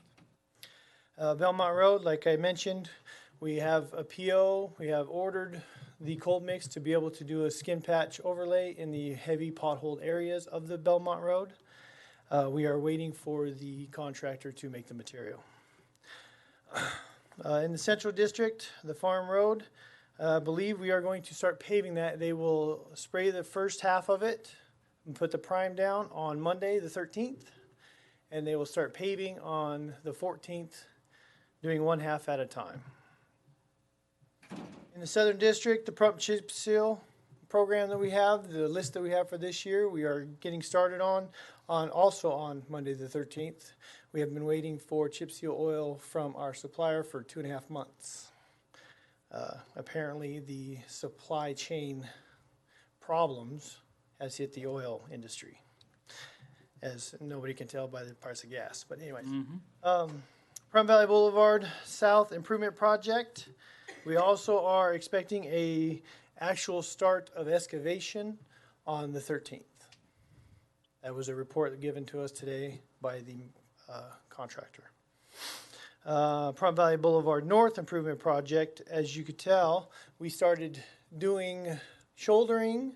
We are going to work on a couple intersections that we need to do some preemptive to make them a little smoother, like Mount Charleston and Front Valley Boulevard, where there's those big dips and stuff, and it's kind of rough to go from one side of it to the other. So we're going to smooth that out first before we overlay it with the chips. Moving on to Blag Road North. We did receive bids back on that, and you guys will see those bids in the next meeting to award the contract. Guardrails that we were going to put on Dandelion has been switched to the storm drain instead so that we can fill that ditch up. We are waiting on the creation of a drop inlet that is used to tie the existing pipe that goes underneath the road to the new pipes that are going to be installed. And right now we're looking at a first part of July start for that. We should have the materials by the first part of July, so we can get started on that project. The concrete channel removal of Linda and 372. Our surveyor, Mr. Shaner, he did a really awesome job and redesigned it so that we can get rid of that concrete channel completely, and we can take and move all of that storm drain water across the street. We'll have to create a little bit of a low water crossing. I think it's like 250 feet, 300 feet from the intersection, and just so that the water will be able to move across Linda and then come back up the other side. Sure. Go ahead. Does that mean we get rid of that dip that's over there by the gas station that gets that? Yes, 100%. Great. Yes. That was what we wanted to do. That was what we was requested to do, to get rid of it completely, and we were able to do it. So as soon as we're going to put out for paving bids for that, to repave that stuff back after we get done with the grading. Once we get those bids back and they're approved, then we can go ahead and get started with the grading and then have it paved. Well, that's what we're waiting on right now. Basin, geotechnical reports are back. We're hoping that the cost for Basin is less than we originally projected. We're going to have to see because of the design that we want to do for it. We are also having a engineering company look at the Dahlia and Basin intersection and how we can make that intersection complete and make it so that it ties in with the parking areas and stuff with the park, because that is just a big congested area currently. We need to have it engineered and have it designed by an engineering company to make sure that we have turn lanes, that we have everything that we need in that area because of how much traffic there is. And still be able to have parking areas that, so you can access the park area, the tennis courts, that kind of stuff. So that's what we're working on with that right now. And then we will be able to put that out to bid. The bid package, other than that, is ready to go for that. NDOT projects.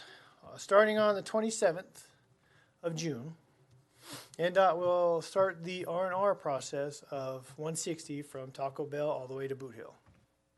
It will be during the day. They will have one lane in each direction open, so it's going to be major congested. And we have requested for them to let us have input in their traffic control plans. However, it's NDOT, so I mean, we'll fight as much as we can in order to make sure it doesn't impact the public as much as possible, but it's going to impact the traffic in that area. Chair, Please go in ahead. discussions, I understand that you're requesting that they work at night to maybe make it a little easier on us, something. I did make that request and that didn't happen. Thank It's you going to for be your during the day. attempt. It's going to be during the day. Thank you. It's going to be brutal. It's going to be brutal. But it's only a 30-day contract, so it's not going to be an extended contract. So that's a good thing.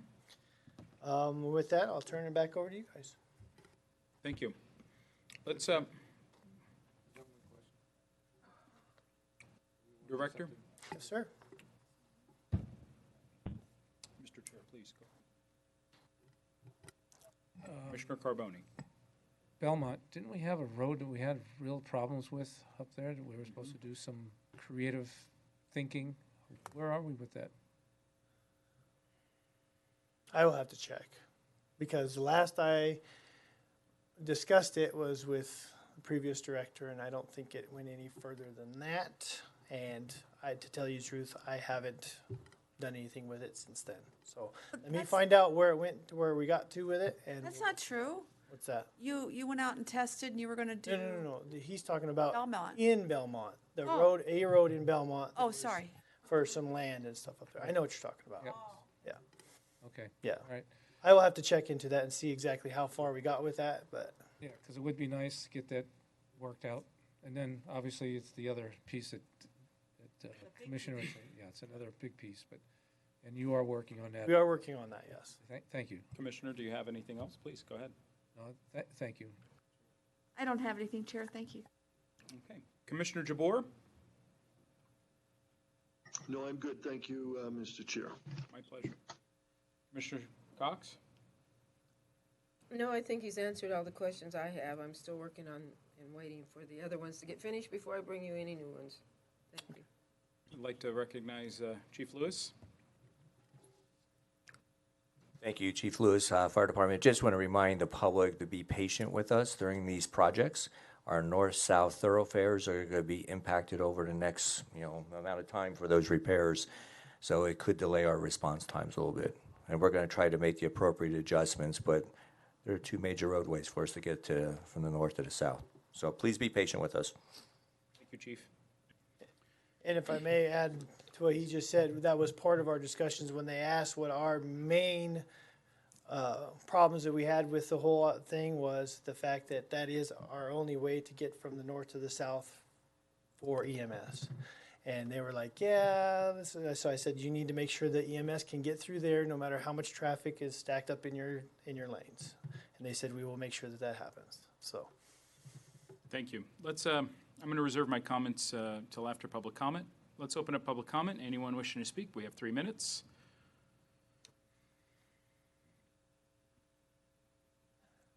Pat Minshall, M-I-N-S-H-A-L-L, Amargosa resident. Farm Road is Amargosa's main street. I live off the end of Farm Road. As a member of the Sheriff's Auxiliary, I've been on every road in Beatty and probably every road in Pahrump, and I have not found a road that is deplorable as Farm Road is. Commissioner Jabor, I would like you, when the next time you come through Amargosa, to go down to the end of Farm Road and see just how bad it is. As a matter of fact, I'd like all of the commissioners to do that. There is a real problem when fix after fix after fix doesn't work and you don't change the fix. And that is exactly what is happening. Week after week, month after month, thousands of hours and dollars are being spent on the potholes that are tamped down. And then 18-wheelers come along in a few days and lift off those pothole fixes. At the state that Farm Road is being resurfaced, I'll be in my 90s or dead by the time it gets to the end of Farm Road. That's how slow it's going. I see two possible fixes here. If the county gets federal restructure or infrastructure money, Farm Road should be at the top of that list. The other fix is the Durapatcher, which evidently, I guess there's some oil coming in. That is the only fix that has worked on Farm Road other than the resurfacing. I go by those small patches 3 or 4 times a week, and they have held up beautifully. Not one of them has given way. But all of the pothole fixes with a tap down immediately, within a few days, give away. The other possibility, and I don't know if this can be done, make the four-wheelers, especially from the gravel pit, take Joshua to Frontier to Quail Road over to 95. That will cut down on the tremendously heavy Farm Road use. This morning coming in, down Farm Road, 6 18-wheelers passed me going to the gravel pit. They do a tremendous amount of damage. Matter of fact, at the end of Farm Road, it's almost pulverized. Thank you.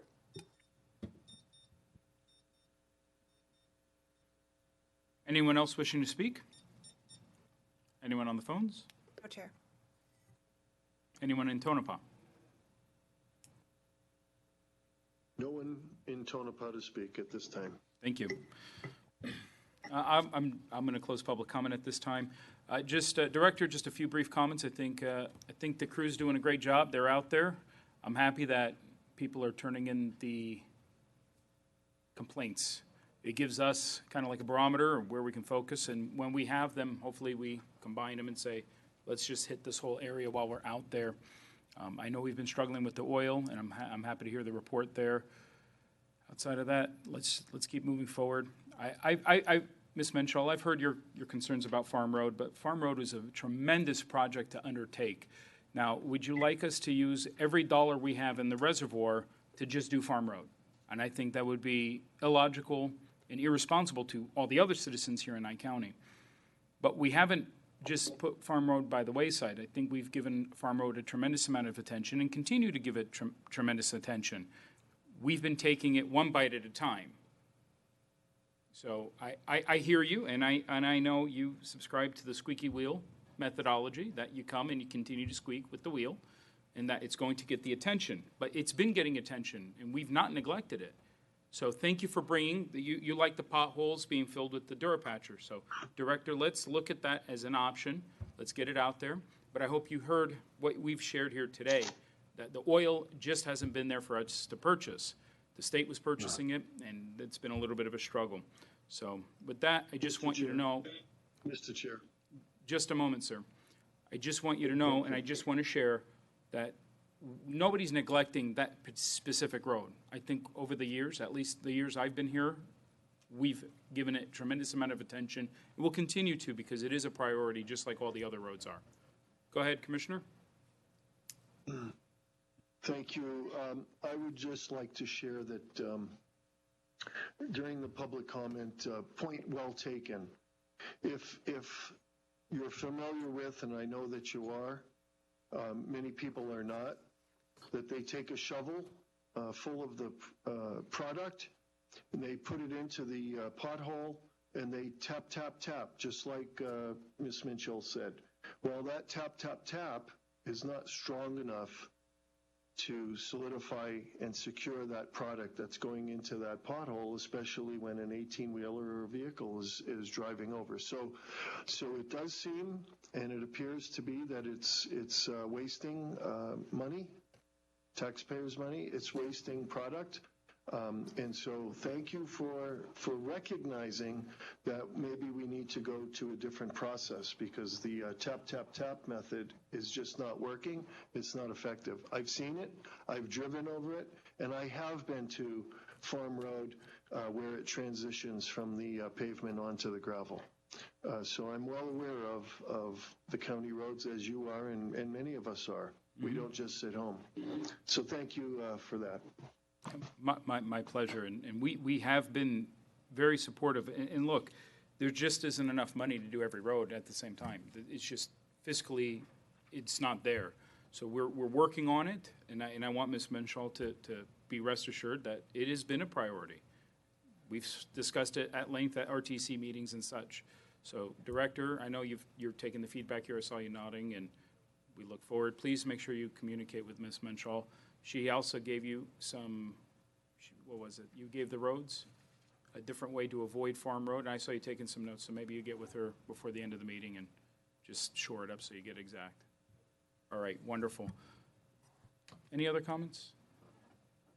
Okay. We're going to recess from the Board of County from the Board of Highway Commissioners back to the Board of County Commissioners. Thank you, sir.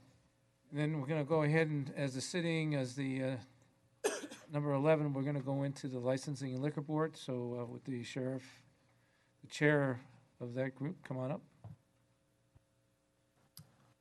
Item 11, for possible action, discussion and deliberation to approve a package liquor license for R&N Mart LLC DBA Tobacco and Liquor Express located at 1190 East Highway 372, Pahrump, Nevada. Nisha Raju, owner applicant.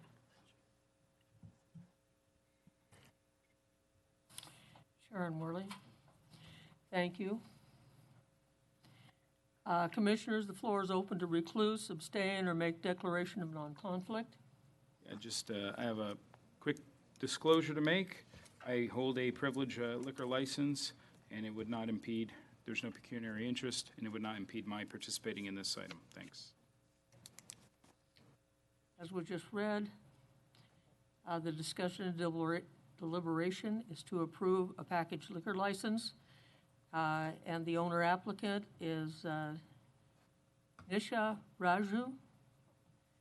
Samantha Tackett, is there any outstanding items required for this license application to be complete? No, Chair. Everything is complete. Board, do you have any questions for Samantha?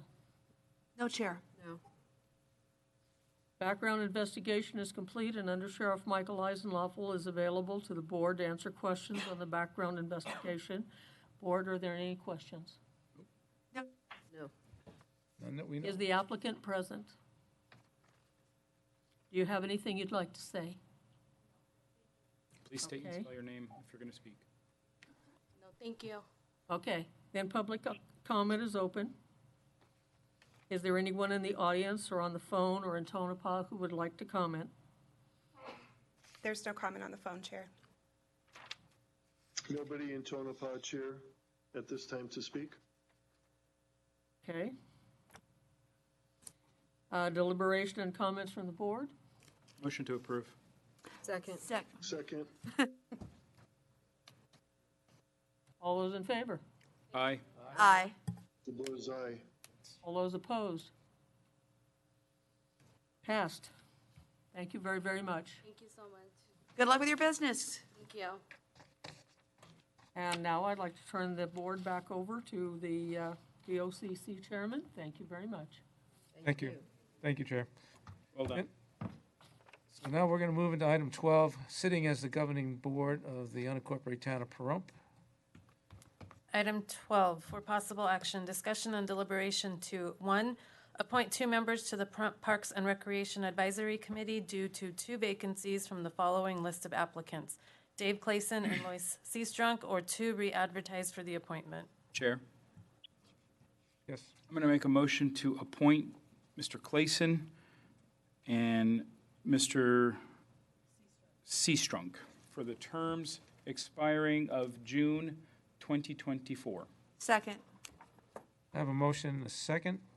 Is there any public comment on this item?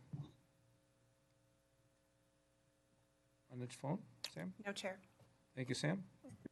No comment up in Tonopah, Commissioner? No comment in Tonopah. Okay, thank you. Chair. So, Just one brief comment. I just want to thank and have it on the record, thanking Dave Clayson for coming back onto this board. He was a number of years on this board, and hopefully it brings some clarity. Oh, and I'd like to comment that they're lucky to get Lloyd Seastruck. He has been a working part of the Pahrump Arena Committee for years, and now on the OHV Committee. So thank you for your service, guys. Thank you, guys. thank you. So with that, I'm going to close public comment. We're going to go ahead and call for the question. Aye. Aye. Jabor's aye. Everybody's aye, that's 5-0. Thank you. Mhm. Okay, moving to consent agenda items. Motion to approve. Second. A motion and a second. Any public comment on this item? On the phone? No, Chair. Thank you, Sam. On closed public comment, call for the question. Aye. Aye. Jabor's aye. Everybody's aye. So that's 5-0. Thank you. And that's 14 and 15. So let's go to item number 16. Item 16, for possible action, discussion and deliberation to, 1, discuss the proposals received for RFP number 2022-08 aerial photography, 2, award RFP number 2022-08 aerial photography to Eagle View or Sanborn Map Company, Inc., 3, accept the response with the selected responder, 4, provide direction to staff to enter fee negotiations to be funded from Fund 10322 Assessor Technology Fund, or 5, reject proposals and provide direction to staff on how to proceed with the project. So is the assessor online, Sam?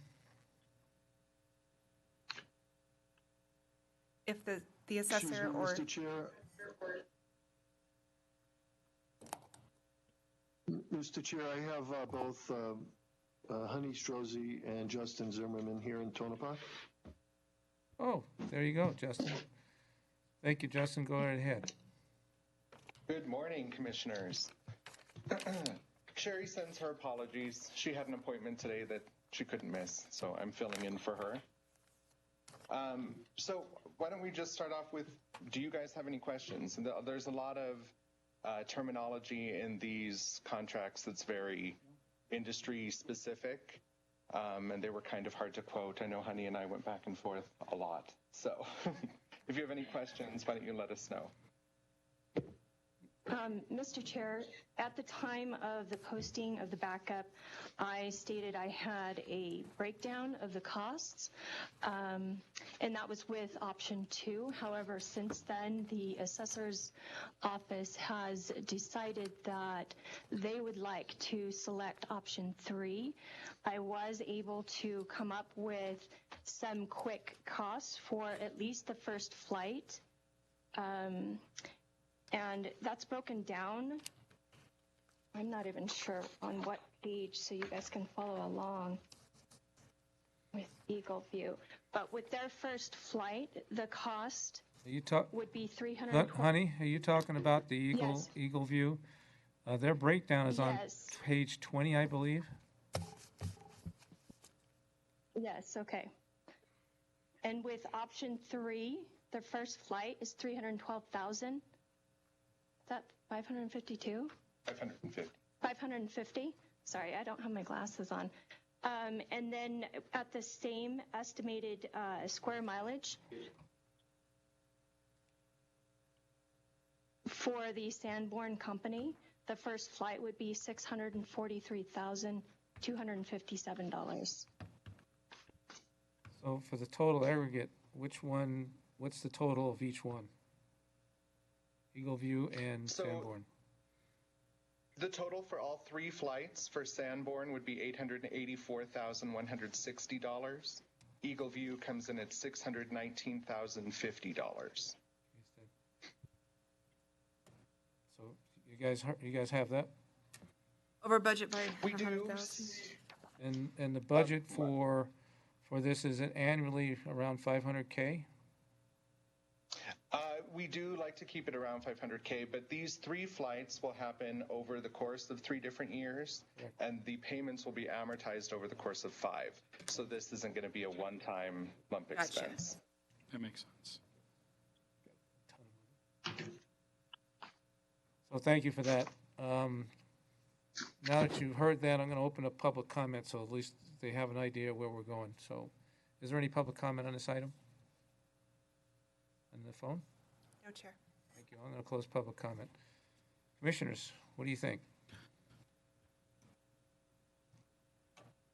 I'm looking at Eagle View based on the funds and based on the way I read this proposal. I mean, both proposals are really good in detail. I mean, one of them talks about the cameras in detail. The other one just kind of goes over what the cameras are and what they'll actually do. I mean, there's a lot of data here. So, and you think the preference, Justin, is for Eagle View? Is that what I'm hearing? It is. Motion to award RFP number 2022-08 aerial photography to Eagle View and provide direction to staff to enter fee negotiations to be funded from Fund 10322 Assessor Technology Fund. Second. Jabor seconds. I have a motion in 2 seconds. Yep, we got it. Going to public comment. Any more comment from Honey or Justin? I'd like to thank Mr. Zimmerman and Ms. Rosie for the tremendous work, especially with all the verbiage, and because it definitely goes into specifics here. So, excellent work, guys, and let's just get it done. Perfect. Again, Thank you. echo those same sentiments. This is a lot of work.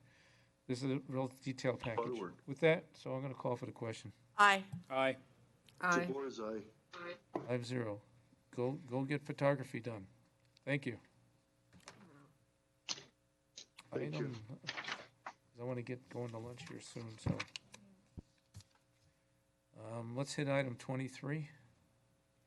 Item 23, for possible action, discussion and deliberation pursuant to NRS 288-160-3C to withdraw recognition from Nye County Management Employee Association, NCMEA, as the exclusive representative of the prosecutors employed by Nye County based upon a petition signed by a majority of Nye County prosecutors ceasing to be supported by a majority of the local government employees in the bargaining unit for which it was recognized and based on permission of the Employee Management Relations Board, EMRB. So commissioners, do you recognize what they're trying to do here? Backing out? I do. Any comment from staff? We're good? Okay, good. Any public comment on this item?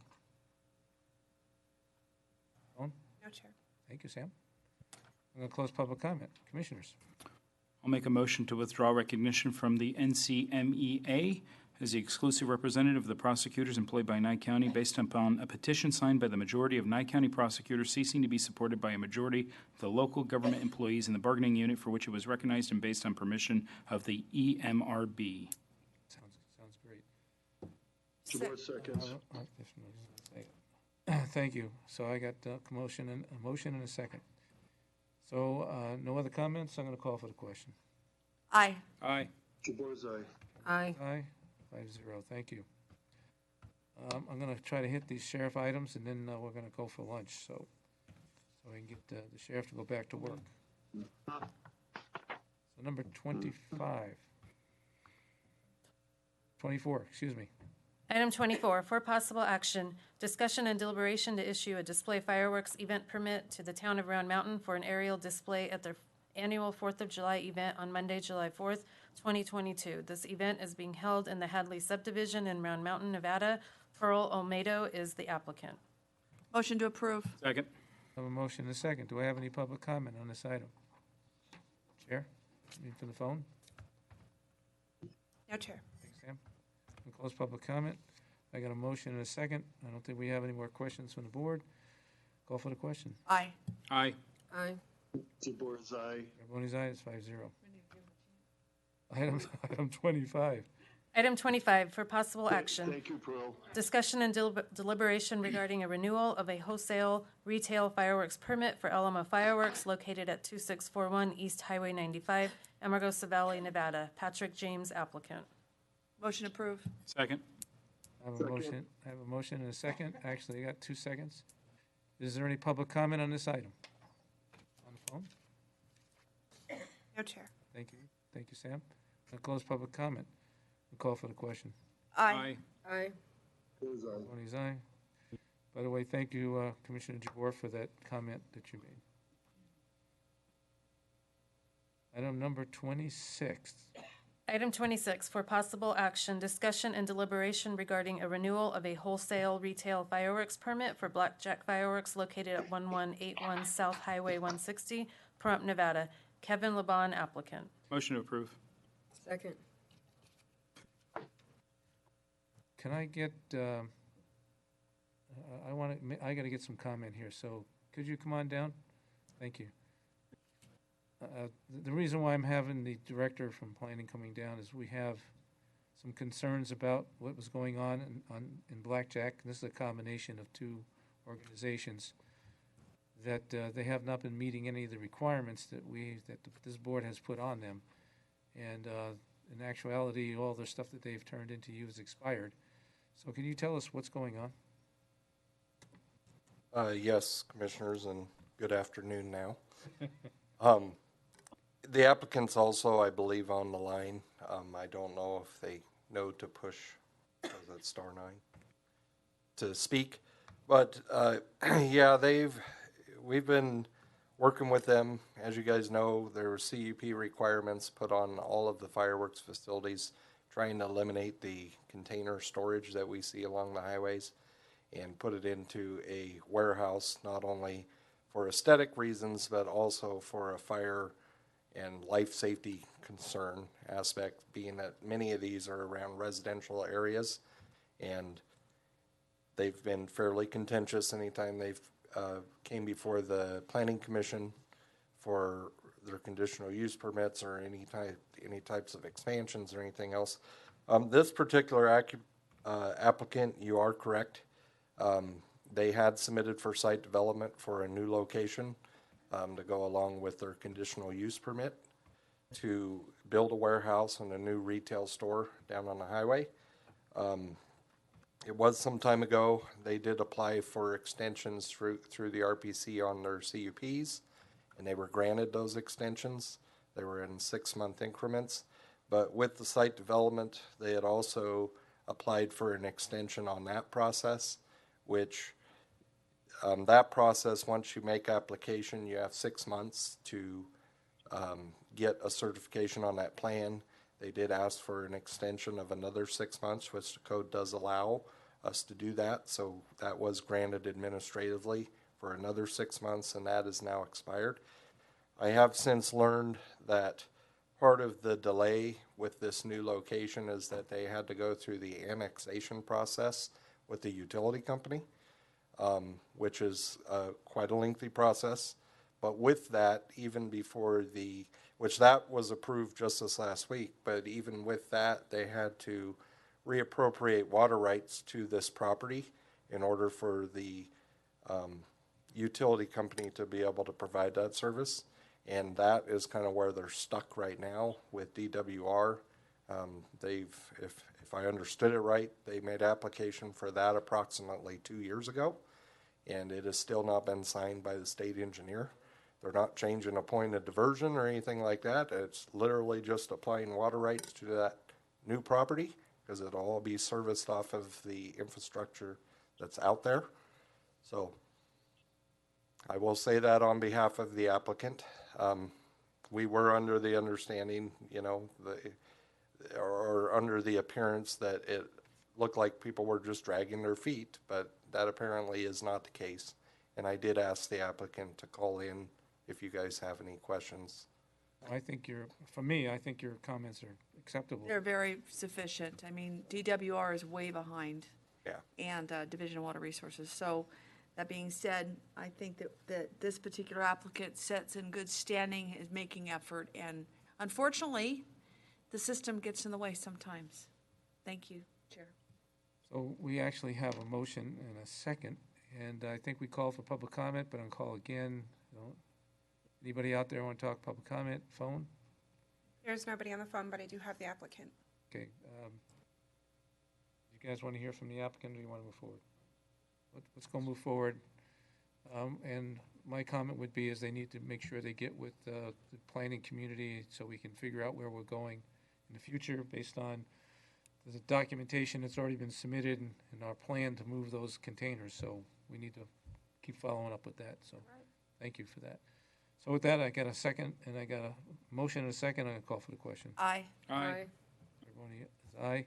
The same thing applies on item number 27, so item number 27. Item 27, for possible action, discussion and deliberation regarding a renewal of a wholesale retail fireworks permit for D&T Imports, Inc., DBA Area 51 Fireworks, located at 1381 South Highway 372, Pahrump, Nevada. Tim McCoy, applicant. Go ahead. Just like you stated, it's one and the same scenarios going on with Division of Water Resources being in the way. And so, motion to approve? Second. A motion and a second. And again, the Director, we need to follow up with the two and find out where we're going with the movement of the containers. So, thank you. Excuse me, Mr. Chair. Yes, sir. Thank you. Have you opened this to public comment yet or no? I'm getting ready to. Oh, okay. I would like to speak after public comment. Thank you. Thank you.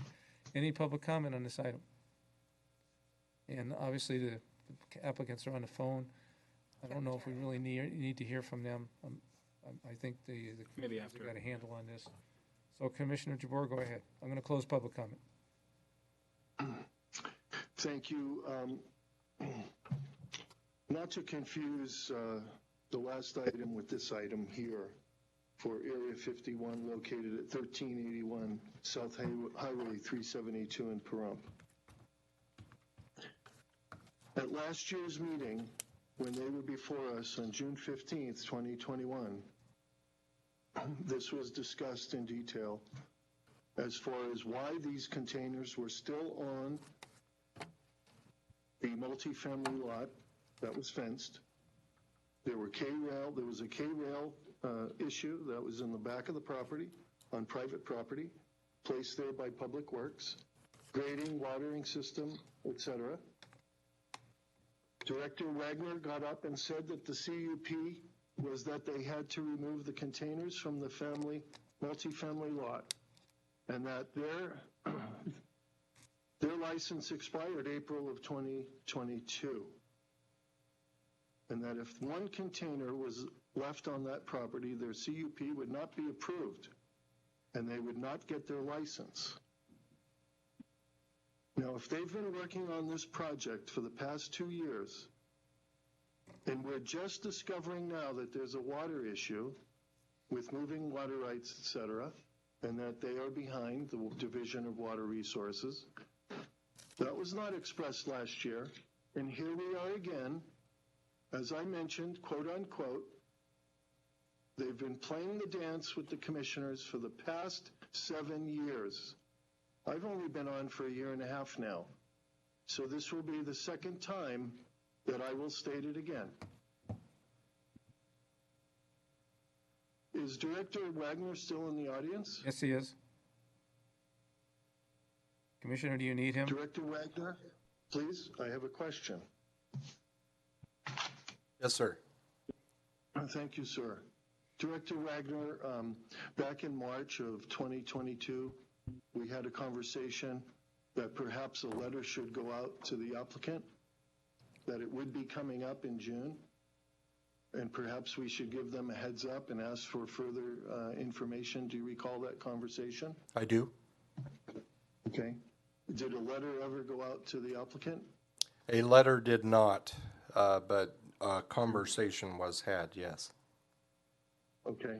And at that time, sir, was it explained that there was a water issue, that there were the moving of water rights and Department of Water Resources, they were behind? Was any of that discussed at that time? No, it was not. I actually myself just learned of this morning, and it was actually from the utility company themselves. It wasn't the applicant. Okay. I did verify with the applicant after that conversation with the utility company, and yes, they did verify that that is what is going on, but I had not heard that up until this morning, no. Okay. And do you have a correction for what I mentioned, Director, as far as part of the CUP that was approved and extended, that they had to remove the containers from the multi-family lot that, by the way, is a separate address and separate APN from the 1381 South Highway 372 Pahrump address of their business? I recall, repeat that question? Because I got sidetracked about the containers on the multifamily, because to my knowledge, and I haven't driven by there, within the last couple of weeks probably, but I have not seen any containers on that multifamily lot. We want the other containers removed off of the general commercial lots that are to the west. That is also part of a condition on their CUP. Okay, it was one thing at a time, Director. So, okay. So these are they're still there on 372 on another lot, other containers that's fenced. Yes, they are. Yes. Okay, so where are we at with those then? They're still there, just like they're at every single fireworks facility, unfortunately, in this town. Right. And they all have the same conditions, and they've all been in the same process. Obviously, some are further ahead than others.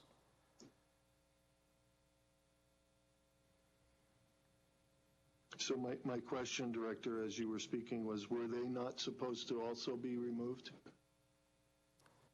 Yes, they were. I would have to go back and re-look at it all, because we've got several conditional use permits, and it's hard for me to keep straight in my head, as good as I am, that which ones apply to which and which time frames apply to which. I don't know that off the top of my head. And I don't recall if they got an extension from the RPC on that particular CUP. It does seem like it was fairly recent. For another 6 months. But I don't know if that was for their new location or for that old location, off the top of my head. You mean for the current location versus the proposed new location? Correct. Yes. You're stating that they may have received an additional 6-month extension? They may have. I know several of them have applied for them. And again, I just can't keep that straight. Well, I understand there's 6 items on the agenda in regards to fireworks.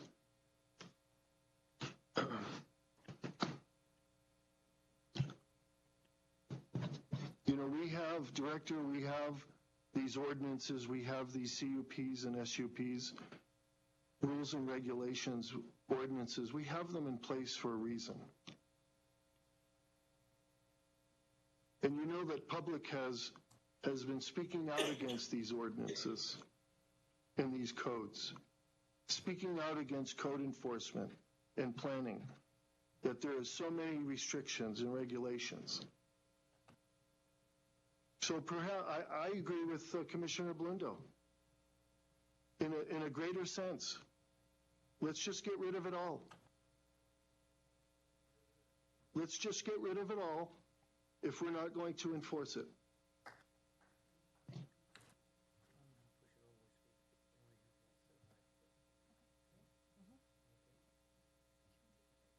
Commissioner Jabbour? So I'm not, yes, Commissioner. I wanted to add to your comments just briefly. I'm sure you have a few more words to say, so I just wanted to be brief. They do say Nye County is the Wild West. I just asked them, when can we start shooting back? Thank you. And I was given the explanation that one reason they're not moving these containers as fast as we'd like them to is because there's an obnoxious amount of money involved in what they've been told to do. So it's taking them a while to get it all together, and that most of it's due to county expenses from different departments.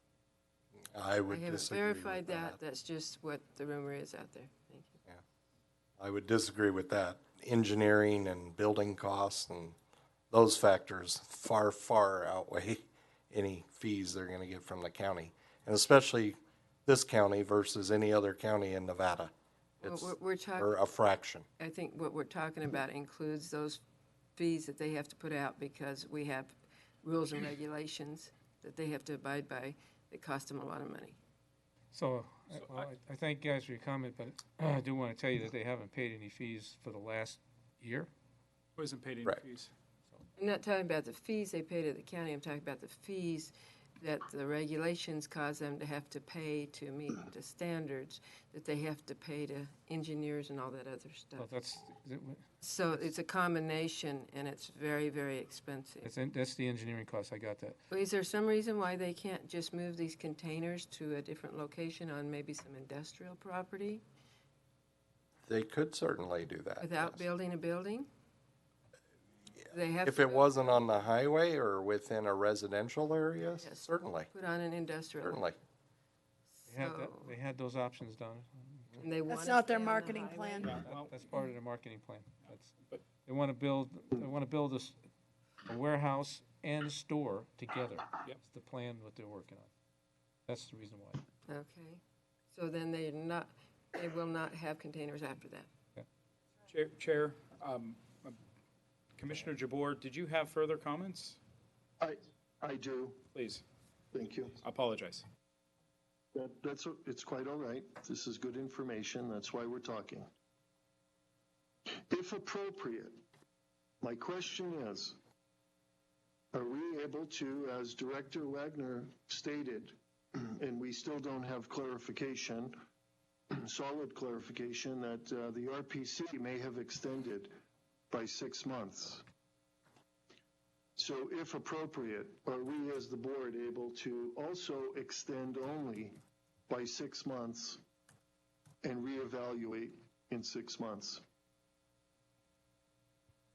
I believe the way I read the code, it doesn't give you a minimum amount of time you can approve a license for. It only gives you a maximum, which is 1 year.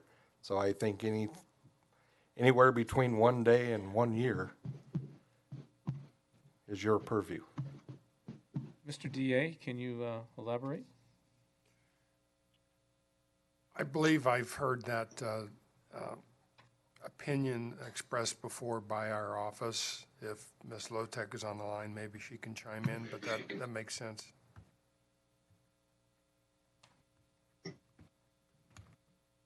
So you're confirming that we could do 6 months versus a full year? Yes. That's the way I read it as well. 'Cause Okay, this so is a I want to maximum ask of you 1 guys, there's several in this room and sitting here on this board that have run businesses before, and we're asking these particular business not only to go out, they need to go out and put a substantial amount of money together to build a big building for the storefront so they can do business. And they've got a 3-year sunset clause that they have to do that, okay?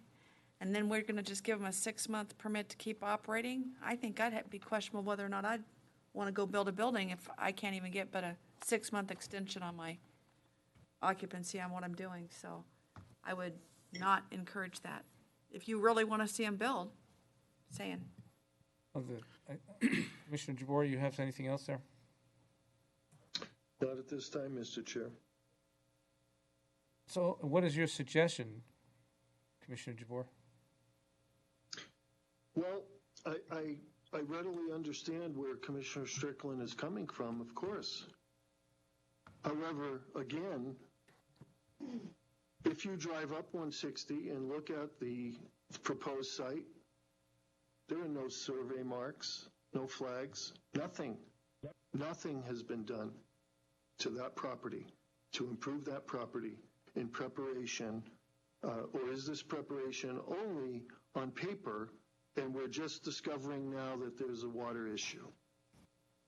Well, This is one of my main issues. Yeah, and I follow what your train of thought is, and again, you know, if it wasn't for just a couple of folks digging into this thing and it wasn't for another individual who's bringing it to our attention, we would have never known. That's a bad thing.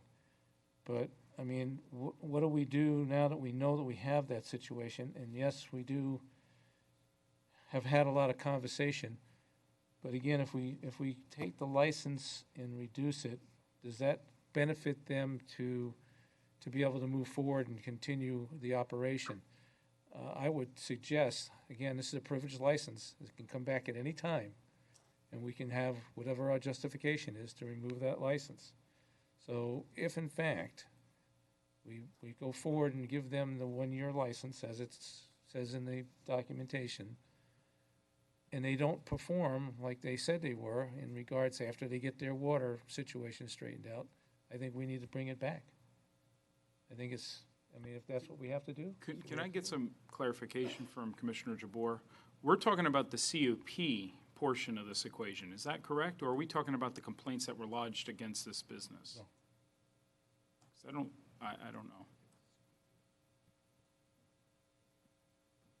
Commissioner? This is in regards to the CUP and their renewal of the license. Now, I'll ask that if according to Director Wagner, that the applicant may be on the phone. Do you mind me asking if we can hear from the applicant? Sam, can you see if If this indeed applicant's he's on the phone? If they're on the phone, they need to press star 9 to raise their hand.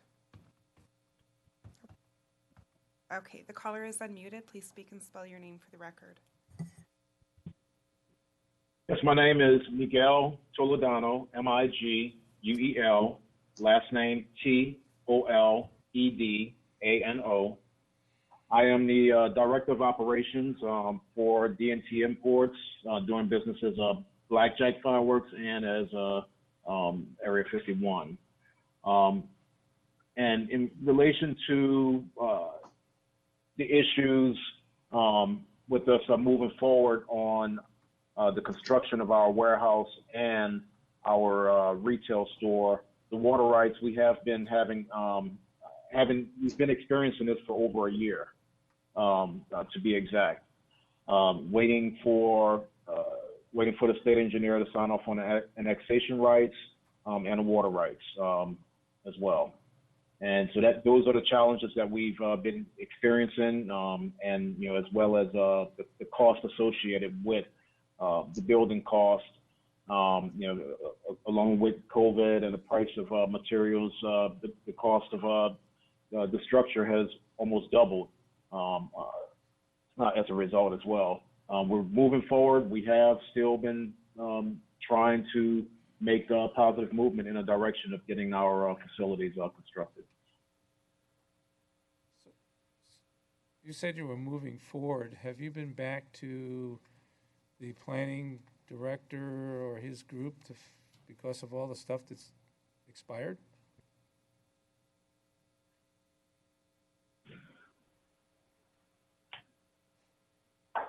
There has been communication with regards to moving forward on the issue. So you know your CUP is in jeopardy right now, correct? Correct. Absolutely. So what's your plan? The plan is for us. No, the plan is to move forward with our construction so we can resolve the issue of having containers on the property, so we can store our fireworks within the warehouse facility that we're planning to build.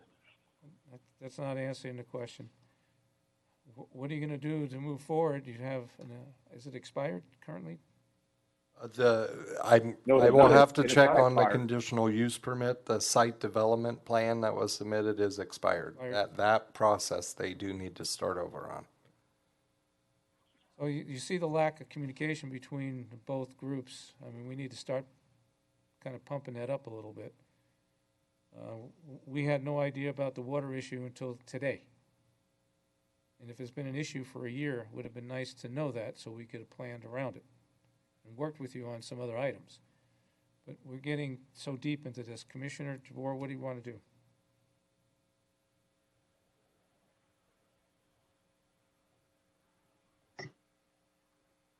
Well, I believe we've had discussion Mr. Chair, if Mr. Talabano is finished, I'm ready for you to call for the question. Thank you, sir. Okay, we've had public comment. We've had a lot of comment. Do we go call for the question? Aye. Aye. Aye. Carboni's aye. Jabor's aye. Item number 28. Thank you, everybody. That was a great conversation. Item number 28. Item 28, for possible action, discussion and deliberation regarding a renewal of a wholesale retail fireworks permit for Outlaw Pyrotechnics located at 2280 West Betty Place, Pahrump, Nevada. Kelly Bernard, applicant. Before there's a motion, I just wanted to ask a few quick questions. Last year, when we approved this license, it was not on the normal cycle with all the other licenses. And then it came thereafter a few months, I want to say 1 to 2 months later. At that point, the applicant was already deceased, and I believe we all knew about that. So the challenge here is why was it kicked over for the year and that information not shared with the board at the time, and now the name has changed instead of this license going back out into the field where it could have been potentially reapplied by the wife, which is the applicant today, or by any other group. Sheriff? Well, it's a good question. I don't know the answer to that. Well, I'm wondering, Commissioner Blundo, now that I'm looking at this, I'm wondering, because Outlaw Pyrotechnics is a corporation, and so the corporation doesn't die unless, of course, it is closed out, and so potentially they were both members of the corporation, and when he passed, it didn't affect the actual license because it was held in a corporation? I don't know. Well, that makes sense, but I don't know the reason. Do you have any comments for that, Director? I didn't think so. If my memory serves me right, it was not on the standard cycle, and there were issues, and well, I'm just looking for clarification here. Sharon Worley, WEHRLY, Nye County Sheriff. In most of the applications, the applicants that we have, it is a requirement. And I'm not sure that in that particular ordinance that it really says that they have to notify us as long as the major business is not owned by one person. I can check on that and see, but I don't believe it mentions it in the ordinance itself. Ms. Tackett, I have a question for you now, since I have the sheriff here, and maybe we'll get an answer. Are these licenses transferable? I do not administer fireworks licenses. Sheriff, maybe you can clarify that. Are these licenses transferable? No. Okay, so if I remember correctly. But if they're a corporation, that makes it a little bit different. However, I believe they should have notified us. I'm just not saying that that the ordinance requires it at this point. Well, here's Now, I know it does require it in other ordinances. I'm just not sure it does in this one. So I guess the struggle for me is just the timing. When were we notified about the death? We kicked out having that license reapproved, and then it changed. But it didn't get changed. It got changed today for this meeting, for this license. Back then, it was still under his name, and my struggle, what I'm trying to get clarification on is, was he deceased and we were notified, and his name was still an applicant when we approved it? And that's the answer I can't seem to get to the bottom of. Let me make a phone call and I'll see if it's in the file. Do you have a copy of the file with you? Okay, I do not either. Yeah, but the backup would have to come from the last time we approved it. Correct, you'd have to get the last year's or last. Right. That what happened. So let me find out and I'll get back to you. I still don't see where it makes a difference when it's a corporation. I know it doesn't for other businesses. I mean, don't get me wrong, unless it's. Let me tell you a tale of a winery. Uh-huh. And I'll leave it at that. There's just details that need to be followed through. If he was deceased and he was the only one, then there's your answer. The only one on the corporation. Right, so I have more questions than answers here. The way I read it today, it says their names were on both. And then, and that very well may be okay. 2004, there's a backup in here that has both their names on it. When we wrote them a letter, Nye County wrote them a Right. letter. No, I saw that in the backup. That's why I'm just asking these questions here. I mean, That's how I was reading this, based on this old letter. That's an old letter. well, I thought it was important to notify and bring that to your attention. It's a concern I had. It's not, I have nothing negative to say about Ms. Kelly. I mean, it's fine. It seems like the business has been operating.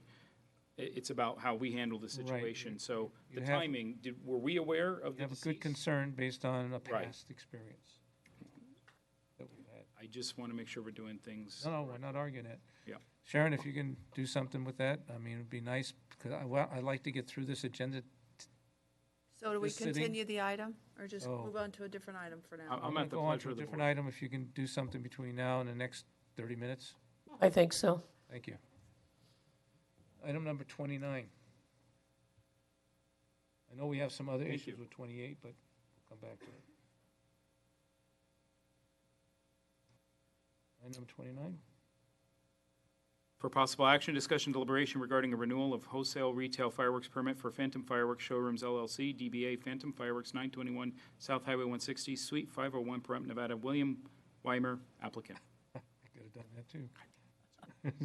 We got her back, I guess. I'll make a motion to approve. I have a motion to. Second. approve. Second. Do we have any public comment on this item? Anybody on the phone? No, Chair. Thank you. Call for the question. Aye. Aye. Everybody's aye. Du Bois, aye. 5-0. Number 30. Item 30, for possible action, discussion and deliberation regarding a renewal of a wholesale retail fireworks permit for Red Apple Fireworks Company LTD, 3640 South Highway 160, Pahrump, Nevada. Douglas Berta, applicant. Motion approved. Second. A motion and a second. Any public comment on this item? On the phone? No, Chair. Tonopah? No one in Tonopah, Mr. Chair. I'll close public comment. I'm going to call for the question. Aye. Aye. Aye. Du Bois, Everybody's aye. aye? That's 5-0. 28 we need to come back to. 32? Actually 32, right? Yep. Item number 32. Item 32, for possible action, discussion and deliberation to adopt, amend and adopt or reject Nye County Proclamation Number P2022-06, a proclamation terminating the declaration of emergency related to COVID-19. Chair, I'll make a motion to adopt Nye County Proclamation P 2022-06. Second. A motion second. Any public comment on this item? On the phone? No, Chair. Close public comment. Commissioners, Aye. Aye. Du Bois, aye. I'm surprised there was no nays. Carboni. Item number 33. Carboni is. What? Item 33, Aye. for possible action, discussion and deliberation to submit written notice of intent to terminate the lease agreement with First Choice Pregnancy for lease space located at 1503 East Cavada Boulevard, Pahrump, Nevada, more commonly known as Pahrump Medical Center, PMC, due to the county selling the property. Chair, Commissioner. I'm going to make a motion to submit written notice of intent to terminate the lease due to the county selling the property, as long as the property, conditional that the property does sell. Just in case, this way nothing's affected. Second. A motion second. Public comment?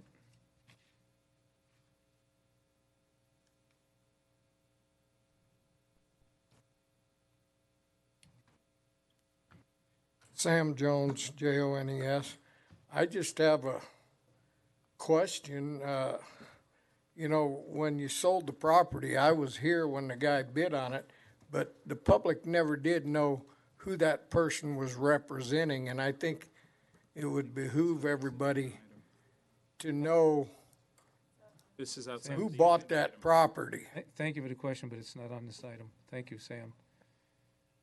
That's why we have procedures. Thank you, ma'am. Hi, I'm Kathleen Carls, Kathleen Kareles as in Sam. I am the president of the board of First Choice Pregnancy Center, and we would just like to thank the commissioners and the town of Pahrump for allowing us to be in the facility as you did. Thank you. We Thank you. appreciate that. Thank you. So, commissioners, any other public comment on the phone? No, Chair. No close public comment.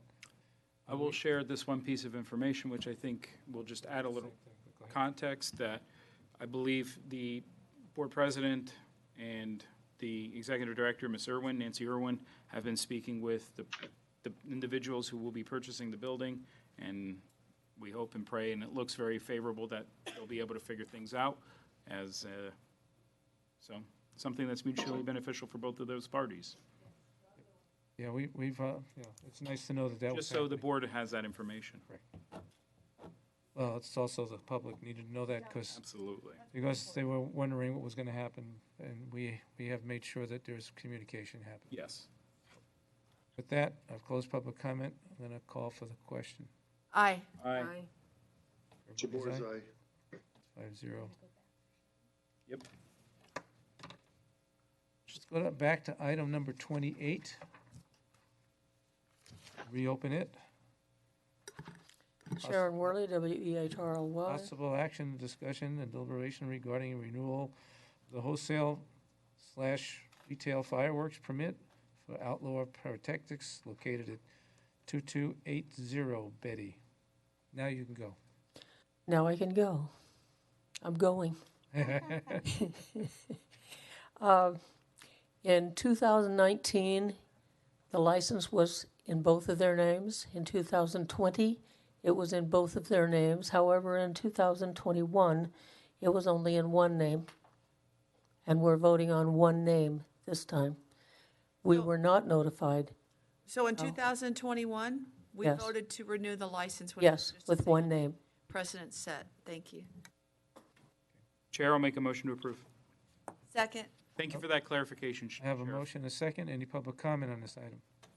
On the phone? I don't No, think Chair. so, but I do know that we have some questions sometime in the future here. Director, we need to go look at this property. I mean, there's some things we need to be evaluating. So, knowing it's a business. All right, thank you. I just want to make sure that comment's on the line, on the record. So, call for the question. Aye. Aye. Jabor's aye. Everyone is aye. 5-0. Let's move on to item number 34. Item 34, for possible action, discussion and deliberation to send a letter to Adam Sullivan, State Engineer with Division of Water Resources, encouraging the adjudication of the vested water rights and completion of the investigation of violation against the Fish and Wildlife Services on behalf of Ministerio Roca Solido Iglesia Cristiana.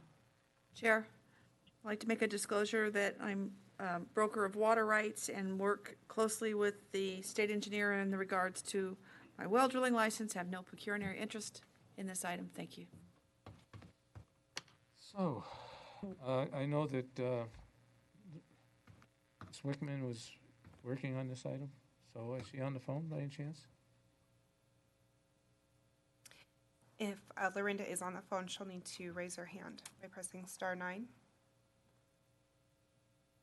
I know she intended to be on the phone. And she has spotty service at best where she lives. Do you have a motion? Yeah, go right ahead.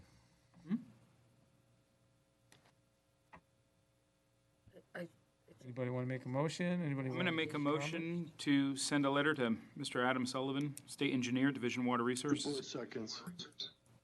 Perfect. I got a motion and a second. Any public comment on this item? They're going to sell beyond the sale, I think. Yeah, don't go over the sale. Yeah, I have some public comment. Greg Dankowski, Dankowski. Just a few brief things. One is, I think the letter, although it's in favor of Patch of Heaven, falls drastically short of what should be included in the letter. behind you, all of you people up there are on the board of county commissioners, inscribed on the wall, "In God We Trust." And then also, we even had a pre-meeting prayer. And here we are attempting to finally say something in behalf of this gentleman and his wife Annette that run Patch of Heaven, a religious organization. I think we need to defend God sometime. And I think this is the time we need to defend God and people that want to do good things pertaining to churches. He's been done wrong. I've come up here before a few years back and spoken on his behalf. A lot of people have. They diverted the water with a bulldozer. He lost his water. He can't perform baptisms and other religious ceremonies there. And he's gone the distance. He's gone more than most people would go with this. And I think you guys owe him the respect, and maybe we can make the letter a little bit more inclusive of religious liberties. Thank you. Just so it's clear, Mr. Dan, this board has supported this gentleman in their area constantly. Mm-hmm. So It had to I go don't know through if I the, appreciate the comment. it had to go through the court procedures first to get it to this far. So that's what we were We waiting on. supported him to get to court. Yes, We yes, we supported did. him every inch of the Yes. way. So when I hear those kind of comments, I don't appreciate it. Ajita? Harper? Mr. Bosta, go ahead. John Bosta, B-O-S-T-A. I would hope that you would approve this letter to the state engineer for the following reason. When the original map for the area was drawn in the late 1800s, the water went right through his property. A ditch was through his property.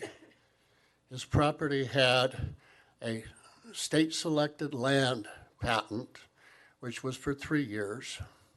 Then Mr. Pittman, who was a politician, took and got the school permit, use permit okayed on the property, because he also had the Pittman Carey Act, and the Pittman Carey Act, all of the Carey Acts failed. But the point is that Mr. Pittman acquired the water rights for the springs, which is surface water, through his property. The water rights are vested, and it was vested before the state engineer's office was even created. And I would hope, as county commissioners, you would take and send this letter because of the vested water rights. Because the county, in my opinion, has to speak out for vested water rights. If you do not, we will lose those water rights. Thank you. And I think this board agrees. So I've got a motion and a second. Any other public comment? On the phone? Oh. Who's going to speak public comment? You? Sharon Worley, W-E-H-R-L-Y. I generally don't make public comment on this type of thing, but this is such an atrocity. I got involved in it some time ago, and on one of my trips to Washington, D.C., I talked to Trump's representative for Western states about this very issue. We were told at that meeting that they would look into it. I really don't think much happened with it, and I really think that we need to push forward, or we will lose our water rights, not only these, but other ones that are subject to the state water engineer and Fish and Game. Thank you. I think the board agrees with you.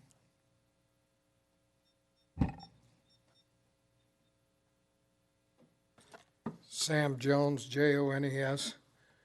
I agree that I think the commission ought to send this letter in a very stern way. Because if my memory isn't lapsing, I think when I first moved here, I remember a commissioner getting out a bulldozer and opening a road that Yeah, Aaron Ford. they had closed. And that took a lot of guts.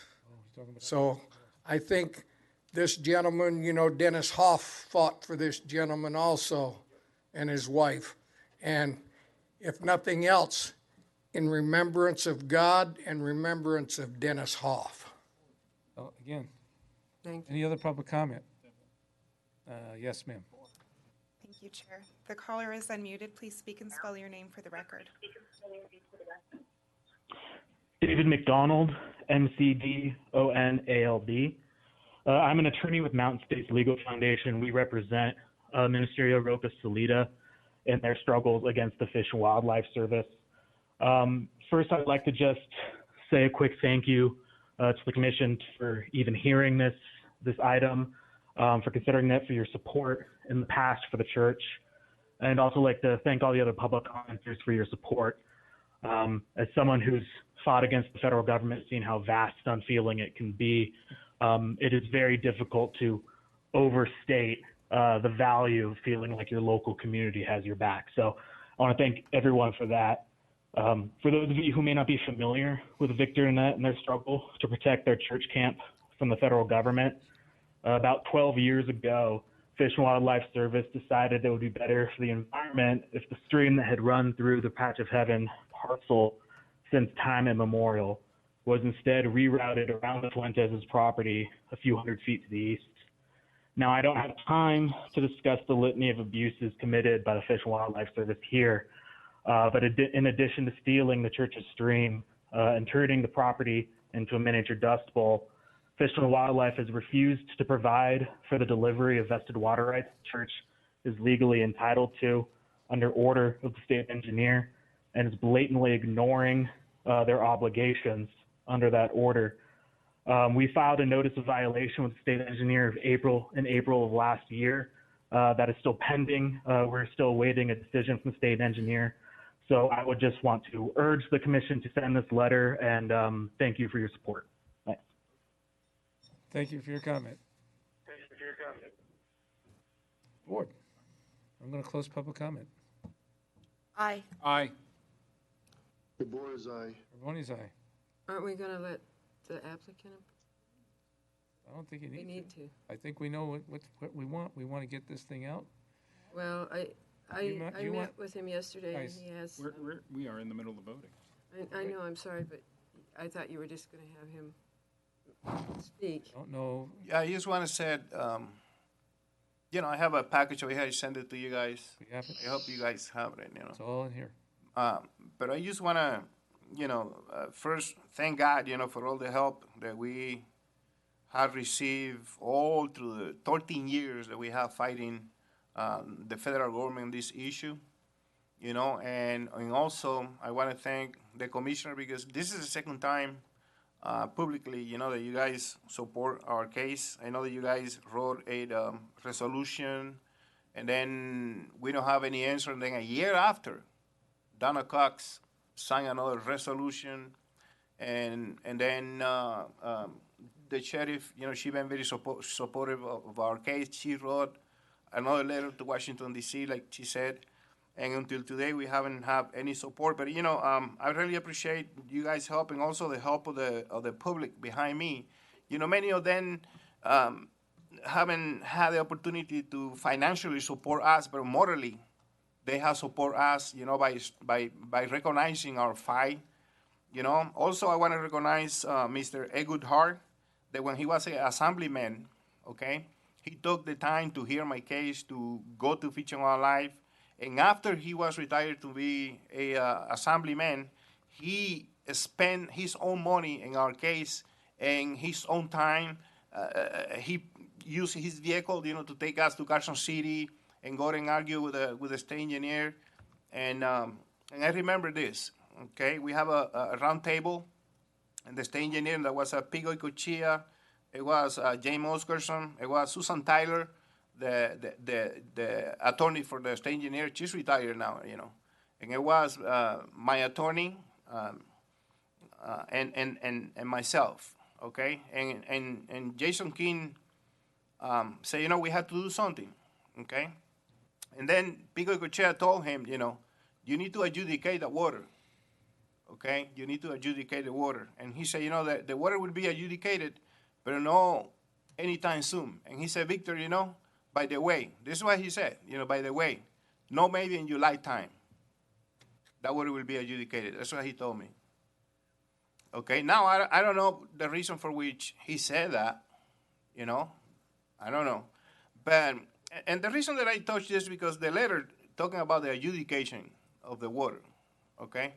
And if what Jason King is saying is true, then I think we need to address the letter be different, and put some timeline in the letter.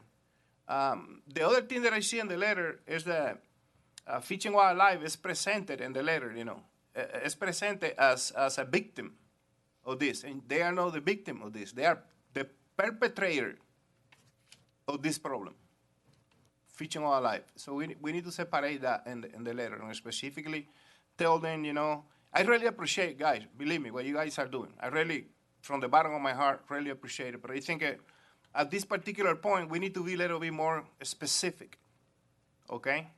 You're saying you don't want us to send this letter? Oh, yeah, no, I'm saying, I really appreciate it, But I think, because, for example, in the letter say, Fish and Wildlife own 34 water right and ash meadows that are being affected by Roca Solida water permit. Why their water right going to be affected by my water permit or be put in hold by my water permit when they are using all of the water? They're using all of the water. My water right is the one who are being affected by their actions and everything. Now, that is one thing, but when you read the paperwork that I submit to you guys, I have the application specifically said that our water is from the Carson Slough. Number one, I know how the Carson Slough. Right next to that application and the package that I submit to you guys, that is an 1882 map showing the Carson Slough going across our property. That's the Carson Slough. Now, where the channel is right now, that is a illegal diversion.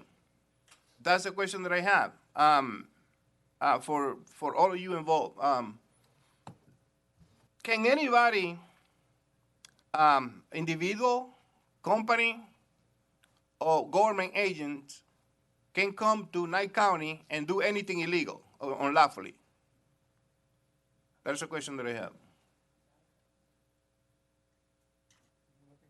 Are you looking for us to answer questions, or do you, I guess I got a problem here. One, if you want to redo this letter, can't do it today. Yeah, no, I understand. So yeah. I guess my question is, do we want to send this letter the way it's written, or do we take it off the agenda? Because I have nothing in here that I can modify. The agenda item doesn't allow me to modify. So Okay. I'm trying to get to the point where, do you want us to send the letter or not? Because you keep talking about making changes. So if you want us to make changes, we're going to have to bring it back and make those changes. So let me know what you want to do. I'm kind of confused right this minute. Okay, I think what I want to do is to sit down with you guys. Okay. We can't sit down with us. We would like it very much if you would sit down with the person that we assigned this to, the director, Lorinda Wickman, and design the letter the way that you want it designed, because she has a much better concept of this than we do, as you can only imagine. Well, I think he does want, from my conversation I had with him yesterday, he does have certain changes or items he'd like to add to the letter. That's where I'm coming from, Donna. We can't do that here because the agenda item. I understand doesn't that. have that in. I understand. So why that. didn't we But pull he that before and have him work with Wickman? Well, this came to us yesterday that, as far as. And yesterday he was going to come talk to me and didn't get a chance to because of a problem. So why can't you send us follow-up letter with more information? Continue to engage. You send first letter, now another one. Here's more information. Why couldn't that be an option? And that's where I'm coming from. Okay, I agree with that. I agree with that. Right? Yeah, I agree with So that. you only send one letter, you're only gonna have that much engagement. They're gonna do this with the paper and say, okay, it's Nye County again. Now you have one letter. Here's some more, a little more follow-up, and you continue to present and tell that story. I think that's more compelling. Oh, and that's where I was trying to get at. You know, what do we want to go do? I think you want to go ahead and submit this, and then we need to figure out Another one. the next letter Right. that has the More. bite that you're thinking that we need to put in there than what's not in here. Okay, let's do that. But then I would like to sit down with Mr. Carboni or one, or the director of the town. Which one is his name? Tim Sutton. Yeah, because I want to go with him over this, more personally, so that way he can understand better. Well, Lorena, can you the help us situation. set up something with that? Please. So, Can Victor, I see the frustration in your face, and I know it's been a long battle, 13 years, okay? But you gotta understand one thing. It's easy to go, screw you, or screw this, or whatever, right? And do the finger pointing and get all aggressive and do all that. What Lorinda is doing is saying everything that you're trying to convey. She's saying it in a manner that they'll understand. She's trying to communicate for you. She's trying to get the things that you want done, because we are supporting you, and she's just translating that into a different language, preferably a language that those bureaucrats understand a little bit better. So I hope that kind of clears it up for you. So I think the next step is you sit down with Tim, with Frank, with Lorinda, and you say exactly what you want it to say, and let them shape it, form it, and say what you're trying to say in a manner that they understand. I agree, 100%. Yeah. And our best chance is this. It's Adam Sullivan. Yeah. And not Engineer King. Well, it's also, That was, well, it's not just Jason. We have what a Fish and taking. Wildlife is Of not course. easy to work with. No, they're not. The point is, Fish and Wildlife was told to give them back their water, and Yep. they're not doing it. they're not. Not abiding by the order. This They're is why we need to get guilty, federal, and- we need federal support on this other than just state, so. Yeah, and the last thing that I want to say, for you guys is, remember that my water right is vested water right, and the senior water right and the Carson Slough and Fish and Wildlife do not have any water right in the Carson Slough. None. They are no union or nothing. So when they are delivering that trickle of water that they're delivering to me, that is illegal. Because the senior water right are supposed to use the water first and then everybody else. Right. So in this particular case, it's 100% wrong. So. Okay, so. So let's go ahead and get this thing moving. So we have a motion, we have a second. And we have 4 votes, waiting for Mr. Cox. Well, as long as he's in agreement with sending it, I just wanted to clear that up. And so, aye. Good. So that's 5-0, motion carries. Thank you, and we'll be able to work together to try to get something done, but we get the water district involved in this as well. She may not want to. Good but idea. she is. You better believe it. Good idea. The next Water District Governing Board meeting, I suggest you be there. Thank you very much. I really appreciate it. Thank you. You probably should contact them and get on Mr. their Chair. agenda. Yes, Commissioner? Mr. Chair, if we're going to push through and not take a lunch, could we take a 5, please? Do you need 5, or do you need 10? How about 7.5? All right. I'll vote for 7.5. Go right ahead. Thank you.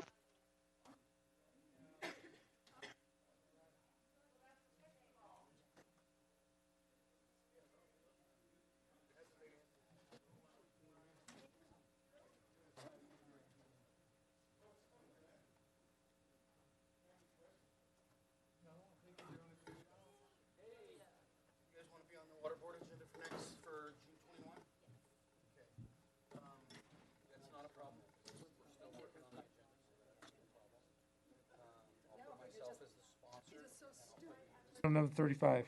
Item 35, for possible action, discussion and deliberation to, 1, approve, amend, and approve or reject a letter of agreement with Holistic Engineering and Land Management, HELM, for topographic data in support of scoping and performing the Pahrump Phase 1 Risk Mapping Assessment and Planning, MAP, program. 2, execute the letter of agreement. And 3, approval to waive the GIS program fees in the amount of $4,000. Commissioners, Yep, motion to approve, Second. execute, and approve the waiver. thank you. Any public comment on this item? On the phone? No, Chair. Thank you. Sam? Okay, I'm going to close the public comment and call for the question. Aye. Aye. Aye. Jabor's aye. Ronnie's aye, that's 5-0. Item number 36.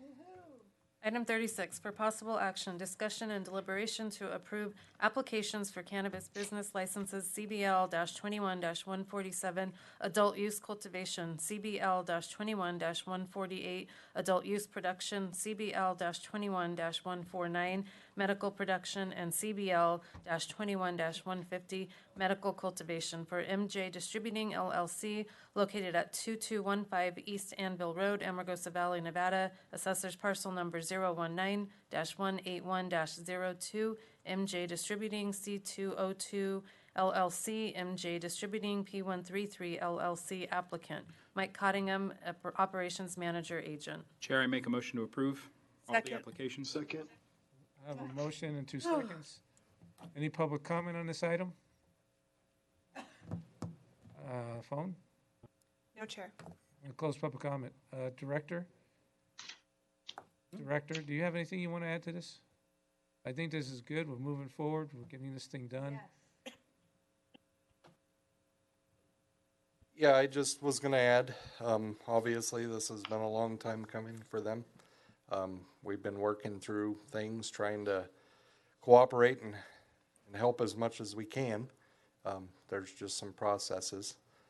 We are issuing a temporary C of O so they can finish up on the improvements, because they're just about done with the site development now, and there are very minor improvements that need to be done. So, Wherever good to it go. comes soon. Gentlemen, you have anything?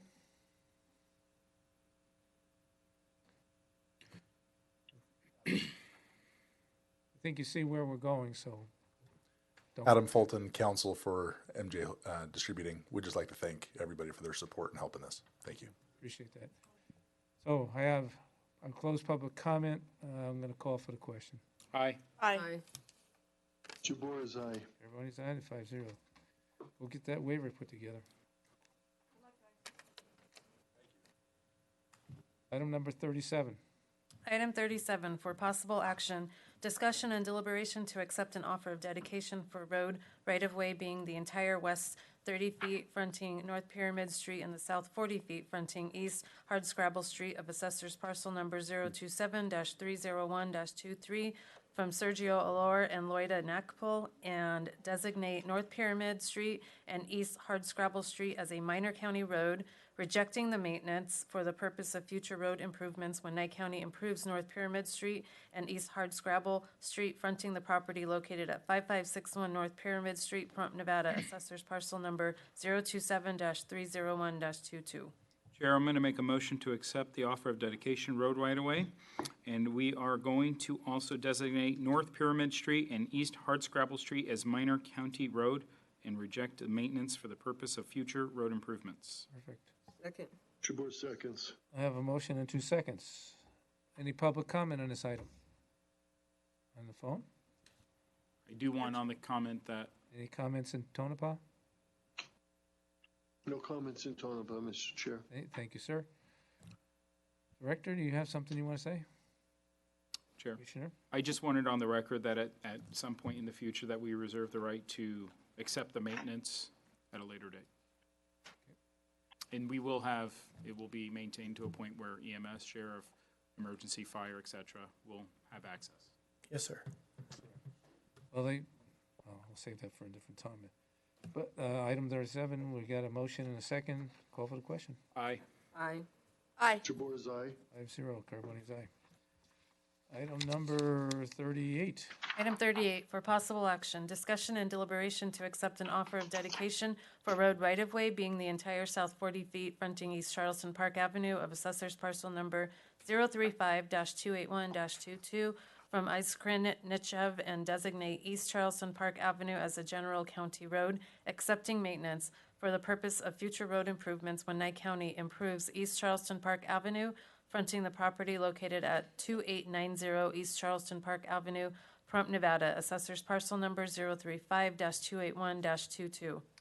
Chair, I'll make a motion to accept the offer of dedication road right-of-way, and we're going to designate from East Charleston Park as a general county road, accepting the maintenance. Second. Jabor seconds. I have a motion in 2 seconds, and I appreciate that. Any public comment on this item? On the phone? No, Chair. Thank you, Sam. So knowing that, we're going to call for the question. Aye. Aye. Aye. Jabor's aye. 5-0. We have a public petitioner item, number 39. Item 39, for possible action, discussion and deliberation to enter into a partnership with the town of Tonopah, either through in-kind donation or alternate funding source for Nye County Public Works to perform work related to the parking lot staging area at the Tonopah Fairgrounds per quote from Nye County Public Works Director Thomas Bowling in the amount of $7,735. Thomas Bowling, Director. You want to tell us what about this thing here? Yeah, Town of Tonopah approached me and approached Public Works and wanted us to help build the parking lot at the fairgrounds in Tonopah. And I told them, I said, we can't, it's a misappropriation of funds if we use road funds to build a parking lot. Our guys cannot volunteer their time and use the equipment, the county equipment, unless we pay them. And so I had Davey Manhire let me know how much it was going to take as far as equipment time and personnel time, and that's all attached in your backup. And so we put the dollar figures to it, and this is how much it's going to cost, approximately how much it's going to cost. Could be more, could be less. My guess would be a little bit less. I think even a little bit heavy on the estimate on it. And it's just to help them build their thing. However, we just got to find a funding mechanism for it, because we can't pay them out of road funds. So that's why it's written the way it's written. Doesn't the town have funds to cover this? It's their fairgrounds. So let's let Commissioner Cox. Let's let the town board. Okay. Go. Hi, this is Joe Westerlund. Last name's Westerlund. I'm the town manager for the town of Tonopah. So we are working on a grant with Nevada Off-Road Association, and what we're attempting to do is increase the size of our parking lot on the east side of our fairgrounds, which we have put in $330,000 in the last 2 years to improve and be able to bring rodeos into the fairgrounds. In order to do a high school rodeo, we need to get additional parking for larger vehicles. And so this is going to be a collaborative effort with Nevada Off-Road, the town of Tonopah, and we were hoping to get Nye County to get in this collaborative effort with us, because the Nevada Off-Road people said that when they do look at grants, that's one of the things that they look at is agencies agreeing on certain things and coming together and have buy-in from more than just the town. But now this would be the town, the county. On an offshoot, it would be the high school, because they're going to try and get high school rodeos there. Anyways, our request is we would like to have the Nye County Public Works come in and do the road work for us as an in-kind or other funding. Chair. And if you've seen the backup, the town of Tonopah is doing all the water work in there, and we're putting in a double gate, and we're doing some gate repair and a few other things. Chair, may I ask the manager a question? manager? Talking about that manager? No, manager in Tonopah, Town manager. For the Pahrump Fairgrounds, we have tourism dollars that go towards that. Mhm. Where do the tourism dollars go for Tonopah? We have a 5/8 room tax. All of our tourism money goes toward advertising and supporting other companies that do 5/8 room tax advertising. And I know you guys have a percentage of your room tax money going toward fairgrounds. We have never set anything up like that. I would highly recommend that moving We forward. discussed it already. We Yeah. talked about that. Yeah, that's working really well for the fairgrounds currently. Yep. I don't know, as the manager, town manager for Tonopah, do you have any idea how much money the tourism brings in for the town of Tonopah?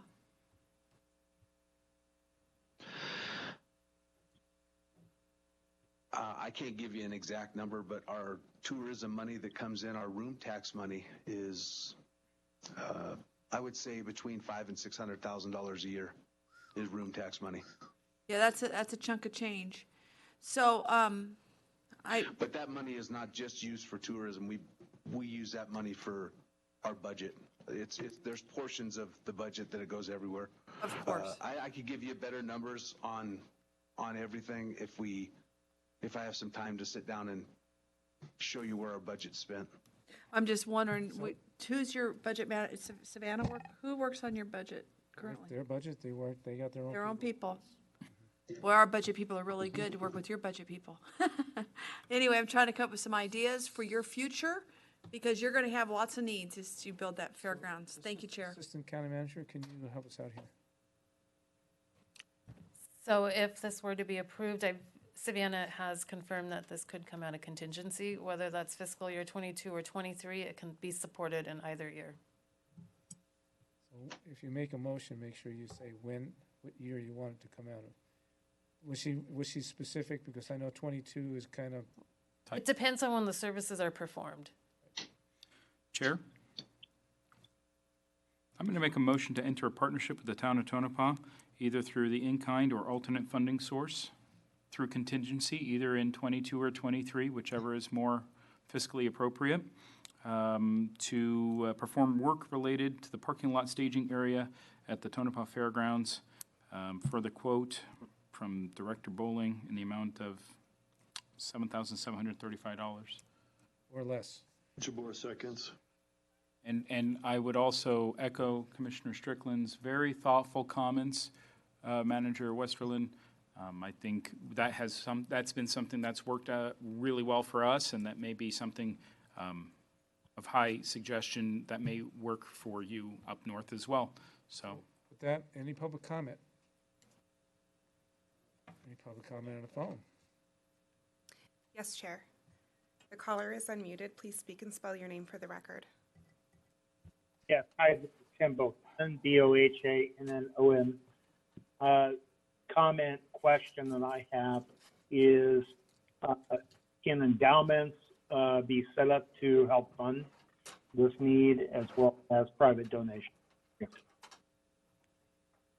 And you're asking that of the town of Tonopah's manager? Yes. So just so you know, it's a question, but you don't have to answer it right now. Thank you, Mr. Bohannon. Appreciate the question. Okay, I have public comment. Nothing's on the phone. I'll close public comment. Call for the question. Aye. Aye. Aye. Jabor is aye. Everybody's aye, 5-0. Item number 40. On behalf of the town, I'd like to thank the commissioners for that. Thank you. You're welcome. Our pleasure. Item 40, general public comment. Up to 3 minutes time limit per person. No action will be taken on matters considered during this period of time until specifically included on an agenda for an action item. This is the second public comment. John Bosta, BOSTA. I want to thank the commissioners for hearing the people from Amargosa Valley and for your concerns for the people in Amargosa Valley. I want to thank you very much. And thank you for helping Victor. You're welcome. Thank you. Any other public comment? Thank you for helping Victor. Also, on the phone? Yes, Chair. The caller is unmuted. Please speak and spell your name for the record. Yes, Amy Nelson, Nelson. I remember 14 years ago when Victor Fuentes first came into a Board of County Commissioner meeting. I think Bundy was there, and it was the first time I've Ms. heard. Nelson? Ms. What? Nelson, that was an item that was on the agenda. No. My comment's not about an agenda item. My comment is about the first time I met the man Okay. and about his plight, and to say thank you to the commissioners for constantly following up with him and helping him out. So I think you did a great job with that today, and I'm glad to see that he's getting the support that he's been after for all these numbers of years. What? Thank you, Amy, but you slid right back into the action item, but that's okay. But anyway. That's okay. I appreciate it. Any other comment? Yeah. The other thing I was going to say, being on quarantine, I've been reading a lot of world news and a lot of local news, and there's another stabbing that took place with a girl that is of her family's of the rigid Muslim faith, where she was dating somebody outside of her religion, and so they took turns stabbing her. And I reiterate that if we need to really ban Sharia law that allows this kind of activity. It's not going to stop the peaceful Muslims from coming.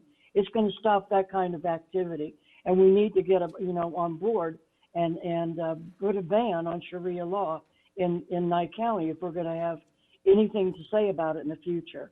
Thank you very much. Thank you. Appreciate the comment. it has been done elsewhere also. So, any other public comment on the phone? No, Chair. I'm going to close public comment. I'm going to ask for the county commissioners and managers' comments. I got one. This is limited to announcements, topics, and issues proposed for future agendas. I want to check, Chair, I'd like to check and see what it looks like, if I could ask the Director Wagner to check and see what it looked like if we were to make a special airport district. They have such different needs than any place else within our county, and well, of course, the other airports within our counties. Thank you. Any other comments from commissioners? Yes, I have one.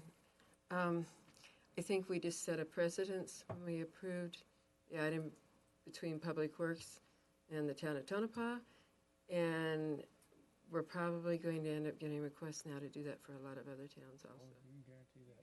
So, yeah. So just be prepared. Not that I'm against it, I just want you to know. All it takes is money. Yeah. Commissioner Blundo. That's Just what they briefly, I'd need. like to have two items come to the board. We'll work on these, okay? Let's, since we ended the emergency, let's have an item to revert back. Let's get back to pre-COVID. Everything's back to normal. We've been very normal for a good while, so we'll have an item. And then I'd like, it was brought to my attention when we had heard the First Choice Pregnancy for their lease. I distinctly remember saying that it was to be all included.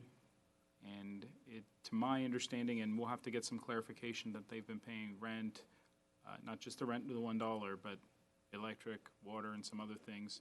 And if that's true, I think that that did not meet what the board voted on when we said it was all included. I skimmed through their lease, and it was mute on that, so I think we need to look at that. But I'd like an item to refund the electric and the water, whatever utility bills that they paid, because all included means all included.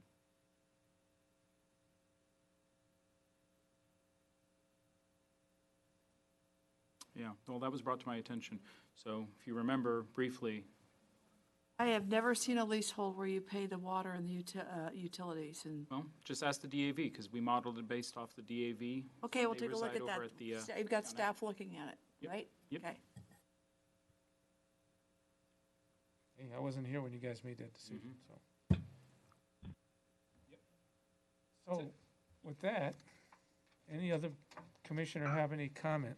Commissioner Jabor? Yes, Mr. Chair. Thank you, Chair. Knowing that I can't even see, there you are. Well, I do know that if you could see me or not. So So, of course, as we're just exiting from Memorial Day weekend, and we will be preparing for the next Memorial Day weekend, Jim Butler Days, just to tie in the future events. I'd like to thank Commissioner Donna Cox for attending during the parade and being up here in Tonopah. It was a pleasure to see her and many others that came up from Pahrump to help support Tonopah during Jim Butler Days and Memorial Day weekend. So I hope everybody had a nice weekend and appreciate everybody's feedback and input from today. Thank you. Yes, and I had a great time, and thank you for thanking me. It was my pleasure. Well, thank you. With all those thank yous and stuff going on, maybe someday you'll come up to Tonopah for a board meeting. So with that, I don't really like the drive. Any other comments? Commissioner, I think she just said she wants you to drive. I don't care. Oh, no. Not a problem. Not a problem. I think she was Commissioner Jabbour, you may have to offer a ride to Commissioner Cox. No. We have the Tahoe. I don't ride with men. You rode with men. You rode with your husband. I had enough of riding with men when my husband was alive. All right. So with that, I'm going to go adjourn. I do all the driving now. Thank you. Yeah, I think that worked out. Now you guys can go campaign or complain. I can't remember. Oh.